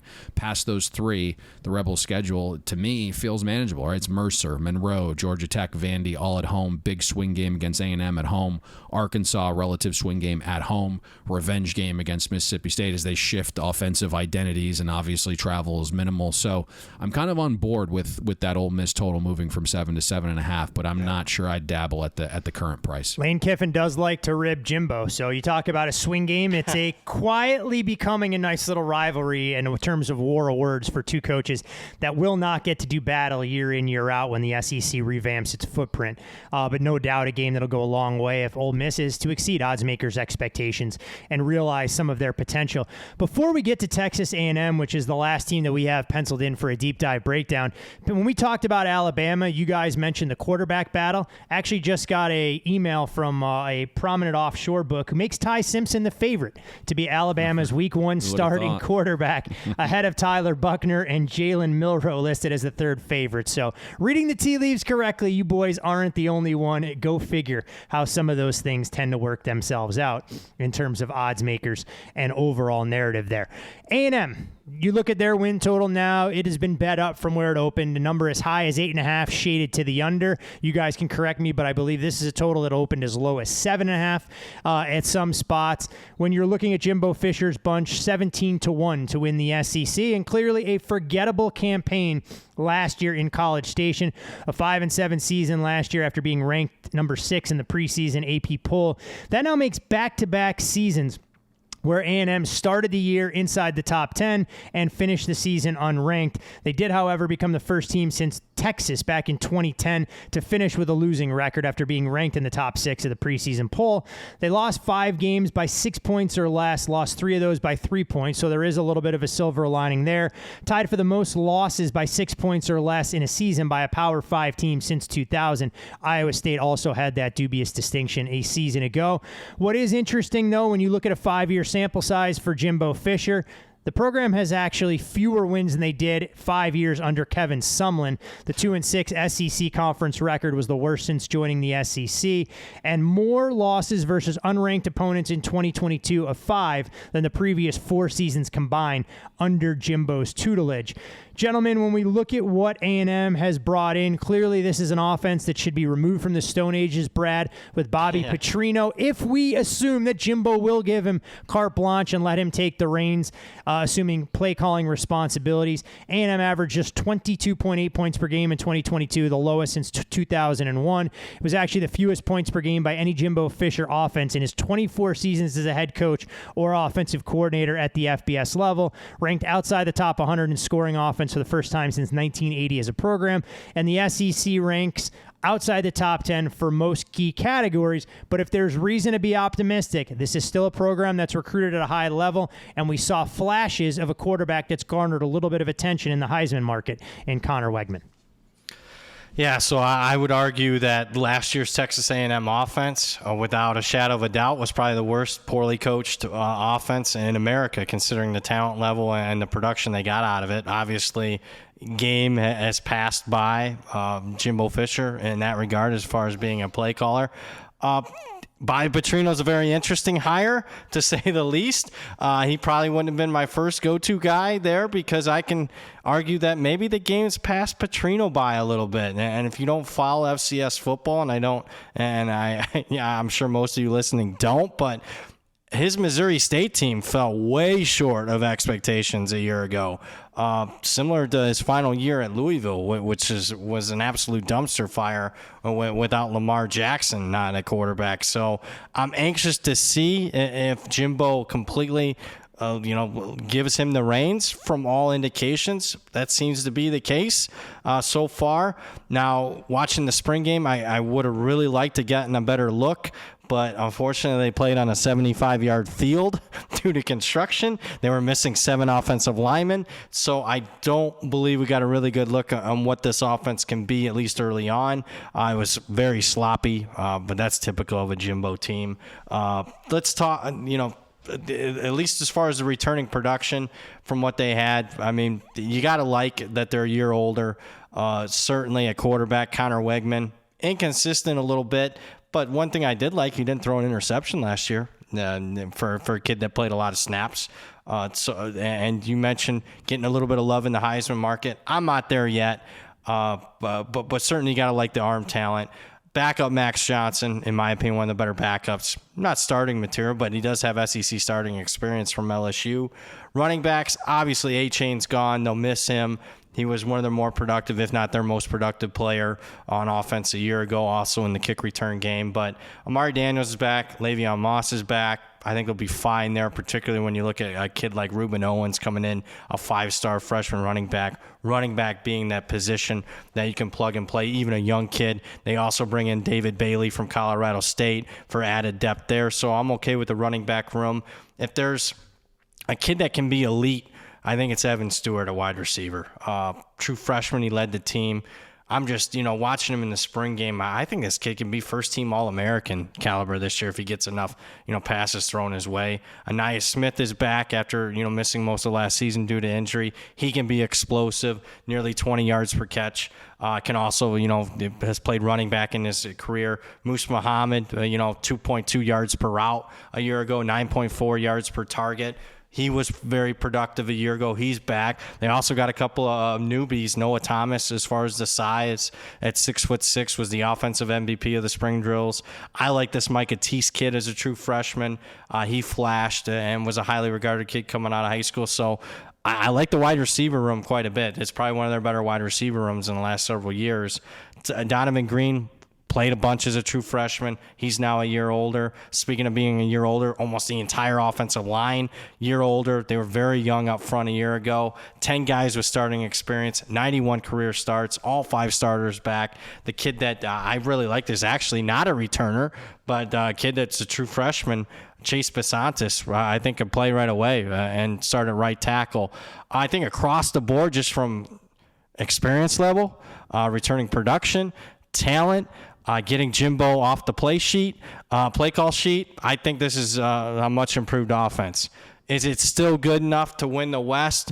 No, it's not. I think, once you put it all together, I don't know what it's really going to. I certainly expect improvement. Do I expect it to be the absolute most improved offense in the country? Probably not. We'll get a good look, though. That road game in Miami in week 2 will tell us a lot. Yeah, talk about a fascinating game from a variety of standpoints. If you're looking at trying to figure out where the measuring sticks will come early in the non-conference portion of the schedule, Jimbo Fisher going to draw a ton of scrutiny in that particular spot, the same way his counterpart on the opposing sidelines, and Mario Cristobal, will as well. And 2 quarterbacks who I think could use an early season boost in Tyler Van Dyke and Connor Wegman to kind of springboard things. Defensively, Payne, when we look at the way things will unfold this year at Kyle Field, DJ Durkin still calling the shots there. And obviously, there's increased level of optimism with so much promising young talent at all 3 levels that theoretically should be ready to step up in 2023. They did fall from the number 3 scoring defense in the country, though, at 15.9 points per game in 2021 to 25th. When DJ Durkin took over for Mike Elko, but they led the nation in pass defense last season at 156 yards per game. That does come with a little bit of noise because there was no reason to test the Texas A&M secondary when you, me, and Brad on our best day would be able to run against this defensive front. If A&M is going to exceed odds makers' expectations and make a case to be a legitimate dark horse in the SEC West, do you see enough reason for optimism in terms of what this stop unit can do, starting with their ability to slow down opposing teams' ability to run the football so successfully? I think you hit everything perfectly, and it kind of just led to A&M having one of the most underachieving defenses last season. And everything kind of just hit at once, right? You downgraded defensive coordinators going from Elko to Durkin. Yep. And then, when you recruit at the level that Jimbo did and how he got some of those guys, inherently, a lot of them are like me guys culturally. And then Jimbo couldn't control certain players off the field. I believe Brad intimated that with Denver Harris. And, all of the talent we kind of gushed over hadn't matured or developed yet. The adjusted games lost to injury and suspensions was well above the national average, and that kind of just led to an A&M defense that was outside the top 80 in schedule-adjusted EPA per play allowed, and A&M absolutely got bullied in the trenches at times. They're outside the top 75 in opportunity rate allowed, couldn't get to the quarterback on standard downs, and were even worse in known passing situations. I think the one area where A&M was able to kind of save some face is they did a great job hunkering down when opponents reached its green zone. Only allowed 3.4 points per trip. That was fringe top 10 rate in the country, but that's typically a regression metric season to season, so you can't really rely on that. There needs to be real growth from A&M's defense. They're not going to be able to kind of luck into improvement with some of those swingy metrics, I think the defensive line is obviously, oozing with talent, and they'll be playing for a higher cause this season after you lose your beloved D-line coach, Terry Price, who passed away in June. That's kind of been their rallying cry this season. I think when you look at some of the players, you got Fidel Diggs. He's improved each of his first 3 seasons, and the light came on late last year. The way he played against Alabama, South Carolina, and Ole Miss was awesome, right? Then got injured. But Diggs had a 14% pressure rate on pass rush snaps. You got McKinley Jackson, the big 325-pounder, heading into year 4, gotten better each season. 28 tackles on 219 run snaps. You have Walter Nolan, the number 1 player in the 2022 recruiting class. He's got this rare combination of size and speed and athleticism on the inside for a guy that large. He recorded a pressure or a run stop on more than 12% of snaps as a true freshman, so he's going to make that leap. I think Shamar Stewart's the guy, though, that maybe determines the level of how good this defense can be. He's a 5-star top 10 prospect from the 2022 class as well. Played over 400 snaps, a true freshman, due to some of those D-line injuries, but he was candidly unplayable. Well below replacement level production. Wasn't strong enough, which is surprising for a guy his size, but you'd seen him get blown off the ball, and then he'd struggle to bring guys down. 35% missed tackle rate. So I think if like A&M's D-line is going to kind of change the narrative, it needs to be Shamar Stewart making that leap. If you look, he was, do some reading, he was named A&M Spring Drill's most valuable defensive player. So hopefully that light stays on and carries over to fall. And then there's some depth guys that have either experience or pedigree with Turner, Overton, and Hicks. The latter two are 5-star guys. DJ Durkin is also taking over the linebacker group this season with Tyler Santucci taking Duke's defensive coordinator job. A&M primarily uses 2 backers and 5 defensive backs. I'm not in love with the ceiling of the linebacker room, but there is, experienced replacement level guys, and there's some competition. It looks like 4 guys competing for 2 spots. You have Edgerrin Cooper, who's been a solid run defender and getting some pressure on the quarterback as well now in year 4. Chris Russell Jr. in year 5 was solid against the run last season. Martell Harris Jr. has some upside, and Jimbo brought in Geronte Davis from the portal, his 3rd stop in as many seasons, but graded out extremely well for Jackson State last year. Secondary was A&M's defensive strength, maybe aided by teams not throwing at them a ton, but guys like Antonio Johnson and Denver Harris and then Smoke Bowie all missed significant time. Very good down to down, top 15 in schedule adjusted passing success rate allowed. All 3 of those guys are gone. Antonio Johnson was the Aggies' best defender. He was drafted. Denver Harris transferred to LSU, and then Smoke Bowie to Georgia before getting kicked off the team last week. Then you have Jordan Gilbert back at safety. Damn good in coverage. Damani Richardson returns for year 5. If he can play to the 2020 and 2021 levels, that's massive for A&M secondary. You have Tyreek Chappelle is back for a 3rd season. Again, if he can return to like the 2021 form, suddenly not as many questions about A&M secondary. Bryce Anderson, a very high 4-star from the 2022 class, played 200 snaps as a freshman. He was good against the run last year. And then you bring in Tony Grimes, transfers from North Carolina. He'll start at corner, was a composite 5-star that everyone wanted in 2020. The talent and the potential is there, but he played to a replacement level for 3 seasons at UNC. But you just wonder, right? Coaching, terrible schemes. Does the environment kind of unlock Grimes' potential? If so, huge get. And then Josh DeBerry comes over from Boston College. He's coached up well, having played for Jeff Hafley, had a monster 2020 and 2021 season. If he gets back to that form, I think look out. So there's some good returning talent, a ton of upside in the secondary. It's just a matter of like DJ Durkin kind of molding everyone together back there. Schedule is interesting. Only 4 true road games. You have layups against New Mexico, Monroe, and Abilene Christian. Then 9 other offenses on paper that Texas A&M is going to face this season do look, solid to damn good. But there's questions, right? It's like, what if Miami's offense doesn't take that massive step? Does Auburn have a quarterback? Does Alabama have a quarterback? We think the Vols regress a little bit on offense, right? Can South Carolina protect up front? Bottom line, we're projecting A&M's defense to make a massive leap this season. The talent's there. So I think this defense definitely makes some strides. I was going to bust some balls at the top. Do you think Jimbo thought they were playing the Miami Hurricanes in their indoor 50-yard facility? Is that why the spring game was on a shortened field there, Brad? Fair enough. That's funny.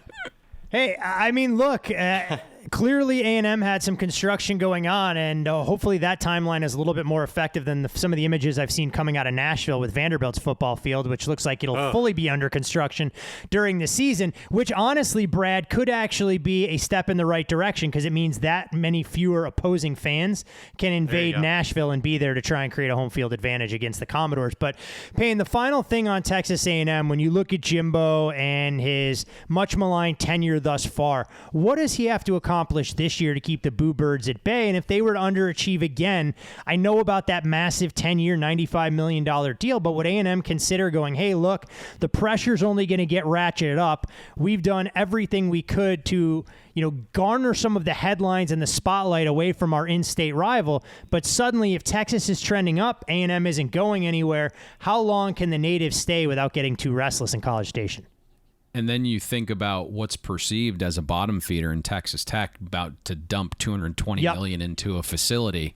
Sometimes you lose some of those depth pieces to a lesser school that's willing to spend a little bit. But it's a good question. I think the money's too much to get out of. The recruiting class this year is starting to trend in a good direction. Somehow getting quality wide receiver recruits to somehow, how that's happening. Well, yeah, it's just like, could you imagine being like that? It's good. You're going to take me way left there, but if you're like a 5-star kid, like a true 5-star talent, right? Your goal should be becoming like a first round draft pick. Correct. There's real money, right? The difference between 800,000 and 550,000, like post-tax, like I'm going to the spot that's going to develop me for 550 and not 800,000. Like especially if you actually believe in your talent.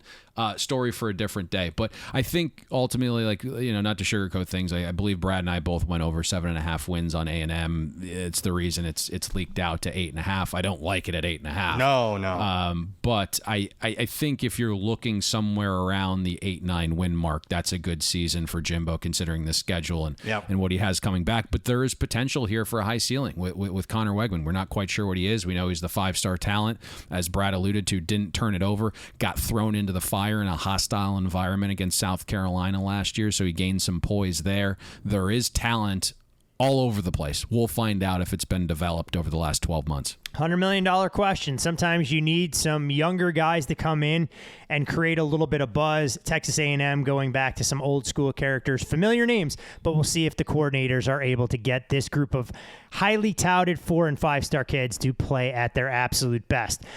You can follow Payne on Twitter at Payne Insider. You can follow Brad Powers there as well at Brad Powers 7. You can also cash your over tickets for this podcast going 2.5 hours as we are almost coming to the finish line here. You can follow me on Twitter at Todd Fuhrman. Most importantly, follow the podcast at Bet the Board Pod. I want to thank all of the Bet the Board listeners. Put a little poll out. Wanted to know which team they would like broken down as our bonus installation here between Kentucky, Mississippi State, Missouri, and Vanderbilt. Kentucky won by some slim margins. So when we look at the Kentucky Wildcats and head coach Mark Stoops in the 2023 season, their win total now sits at 7 at some shops. There are some 6.5s heavily juiced. 125-1 long shots to win the SEC. But Stoops has provided a floor here that I'm not sure a lot of college football fans ever thought was possible in Lexington. When you look at the 7 wins that he's been able to get to, he's won 7+ games in 6 out of the last 7 years. Stoops has won 66 games in 10 seasons. Now, the offense didn't exactly light the world on fire by any stretch of the imagination. They averaged just 20.4 points per game last year, was the worst in the SEC. Played the 4th lowest scoring games in the FBS in 2022. 39-6 point per games combined. And Brad, you highlighted why they were 12-1 to the under in that particular department. This was a group, though, that got as high as being ranked 7th after starting the year 4-0, the highest ranking in the AP poll since 1977. But they did lose 6 out of their final 9 games. And what's scary about the offensive capabilities, you still had a quarterback that was talked about being a first-round talent, even if Will Levis goes at the top of the 2nd round to the Tennessee Titans. Sack differential, the worst in the Power 5, but they do bring back a familiar face to lead the offense. Liam Cohen returns from a 1-year stint in control of the Rams. He led Kentucky's offense to 32.3 points per game in 2021 as an offensive coordinator, right there in the middle of the pack. Why is that important? Because the one consistent we've seen with Stoops at the helm is that the defense has gotten progressively better, and they'll need to improve on the 13th ranked mark that they had in rushing yards per game at 3.26 yards per rush. With an awful sack rate, not going to get it done. 12th in passing yards per game, and they were 13th in the conference in 20-plus yards plays overall. In steps Devin Leary, plenty decorated from his time at NC State. From a win-loss record, was the number 2 rated quarterback transfer in the offseason behind only Sam Hartman. 51 total touchdowns and 9 interceptions. So this is a guy that I think you can believe in, mainly because of the weapons he's surrounded by. They bring back the top 5 receivers from last season, all expected to make that transition easier. Headlined by Berrien Brown and Dane Key, who combined for nearly 1,200 receiving yards. Brown was actually the 2022 freshman All-American that broke a slew of Kentucky's freshman records for receptions and receiving yards. Tavian Robinson, no slouch in that department either. And they also bring in a running back in Ray Davis, a Vanderbilt transfer who had 1,200-plus scrimmage yards and 8 touchdowns for the Commodores, just one of 4 SEC running backs with 1,000-plus rushing yards. We'll see if Jutan McClain behind him can help provide some of the balance, but the real question for Kentucky is their offensive line. It was a group that underachieved last year. They go out in the transfer portal and add a couple of key cogs. lives. One of the pieces that they're hoping can really stabilize the group, Marcus Cox from Northern Illinois. He dealt with some injuries there. Defensively, Brad White, this is a group that doesn't get enough credit nationally, in my opinion, for what they do year in, year out. They allowed just 26 touchdowns last season. It was the second fewest in the SEC behind only Georgia. A lot of the other metrics there speak volumes about what this group has been able to do. Talked a little bit about a transfer that they lose in the meat of their defensive interior and Justin Rogers transferring within the conference. And you have to replace a lot of production. And Keydron Smith, Jaquez Jones, DeAndre Square, and Tyrell Ajon in that secondary. But there are some players to be excited about, and you can understand why this team has had a little bit of buzz in that regard. Ironically enough, when you look at Kentucky and what they've been able to accomplish football-wise, as many bowl wins over the last couple of years, as many tournament wins that the basketball team has had for a perennial power. Brad, when you look at Kentucky, win total-wise and the overall snapshot of what the expectations should be in Lexington, do you feel the market has priced them correctly? If you still could find that 6.5 in the market, I think that's you can make worse bets. I can tell you that. Even laying a little bit of juice there, I would certainly go over that 6.5. I thought you broke it down eloquently. I expect improvement on the offensive side of the ball. Even losing a guy like Will Levis, who I wasn't really a big fan of. In fact, I think Devin Leary, at least at the college level, can be and has been a better quarterback than Will Levis at this level, provided he's healthy coming back from injury. Liam Cohen back at offensive coordinator, thumbs up for that. Obviously, he was here 2 years ago when they had success on offense. Ray Davis, you mentioned, I think is an underrated transfer from Vanderbilt. I like the wide receiver core quite a bit, considering that their top two guys were freshmen a year ago. I think they only get better in their sophomore seasons. It depends on the offensive line. I just think from a returning production standpoint that they should be improved on that side. Defense, I think, is legit and has been. There's a reason why White, at defensive coordinator, has been up for multiple jobs. He's just decided to stick with Stoops. Deion Walker's a kid that I love on the front at 348 pounds. I like Weaver off the edge. Lot to like, particularly schedule. I think 5-0 is a very reasonable start for Kentucky. And then you start looking at the East. I think they're better. We'll get to South Carolina here in a second, but they're better in South Carolina. They're better than Missouri. I know they lost to Vanderbilt a year ago, but, on paper, they're better than the Commodores. I think with Florida down, we went through that. I think they could be better than that. And if Joe Milton isn't the answer at quarterback for Tennessee, I could easily paint a picture where Kentucky might be the second-best team in the East. Yeah, you mentioned that schedule. Before the bye, there's a very realistic chance, if we pencil in or maybe use some pen, that they lose on the road in Athens against Georgia. They could be 6-1. But to Kentucky's credit, they were one of the few teams that were able to at least slow down the game, defensively match up with Georgia, and didn't really threaten pulling off the outright upset last year, but were a lot more competitive than some of their SEC compatriots. And if you're going over a win total of 6.5 or maybe even a 7, 6-1 isn't the worst place to be with a couple winnable games coming out of the bye week for a team that could build momentum and hope that a veteran quarterback in Devin Leary, if he's able to stay healthy, allows them to compete week in, week out. Gentlemen, the longest podcast we've done in terms of college football previews, and you can understand why we save the best for last with the SEC. It's a conference that obviously never disappoints. A lot more storylines this year other than Georgia and that paper soft schedule in terms of what some of the perennial powers will be able to do, and some of the teams able potentially to make the ascent, teams that may be coming back to the pack, but a league that'll look distinctly different next year when we preview this conference with the addition of Texas and Oklahoma. So thanks to both of you guys for putting in the hours that you've done to inform all of our listeners throughout the course of all of these preseason shows. There is no better vehicle anywhere for people to prepare for the college football season than to allow us to do the heavy lifting, flip on their podcast, break these down in easy, digestible bites, team by team, going all the way back to the Jacksonville States of the world, to the Alabamas and LSUs. But before I let you guys completely off the hook, we do have one other order of business to do, and it is the final best bet as far as the preseason is concerned. So, gentlemen, I know you guys have been in the lab. You've put your heads together, so I'm not sure who wants to be the spokesman for the final best bet as far as the summer series of the Bet the Board previews is concerned. Well, first of all, we're at, we're pushing towards 3 hours, so we're going to be concise here. The price on this one is still available. A friend of ours got a little antsy and went yesterday. So now if there's dinner in Miami, he's paying for it. But this was one I think we both thought still had value. We talked about it a little bit earlier in the podcast. Everything is time-stamped, so I don't think we need to deep dive this, especially as we approach 3 hours. It's going to be South Carolina under 6.5 wins, minus $1.50.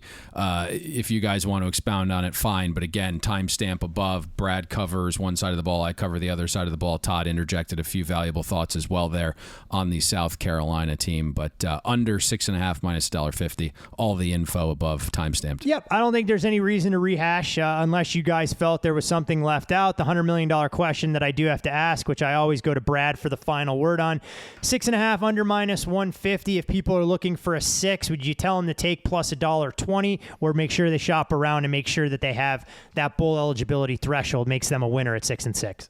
I would rather lay the juice, again, half win, worth a little bit more than 70 cents. Perfect. Good to know, and we always like to reinforce a lot of the lessons around here. So thank you, gentlemen. I know our listeners have appreciated everything that we've done to get their minds right. The next time the three of us will convene in terms of college football discussion, will be for week 1, unless, Payne, you're going to throw a week 0 podcast in there. We can probably get Brad on our NFL stuff to talk a little Notre Dame Navy in week 0. I have no idea what the schedule says, but I think there to be able to make all of that work. So, again, if you missed any of these preseason previews, encourage all of our listeners to go back. You can listen to these multiple times. This one, I know, will be a monumental undertaking. Very few folks have 3 hours to commit to listening from start to finish, but that's why there are timestamps there. Pick a team or two, commutes into work, drives heading away from home, and for those folks who are wrapping up some of their summer vacations, plenty of stuff to keep them busy. So for all of us, for Bet the Board, relax. NFL previews will be on the horizon for you guys as we'll break down each of those divisions. Brad, you get a little bit of time off for good behavior, but most importantly, to put a bow on all things SEC with a South Carolina win total ticket under the posted total. Hopefully we'll see you at the window.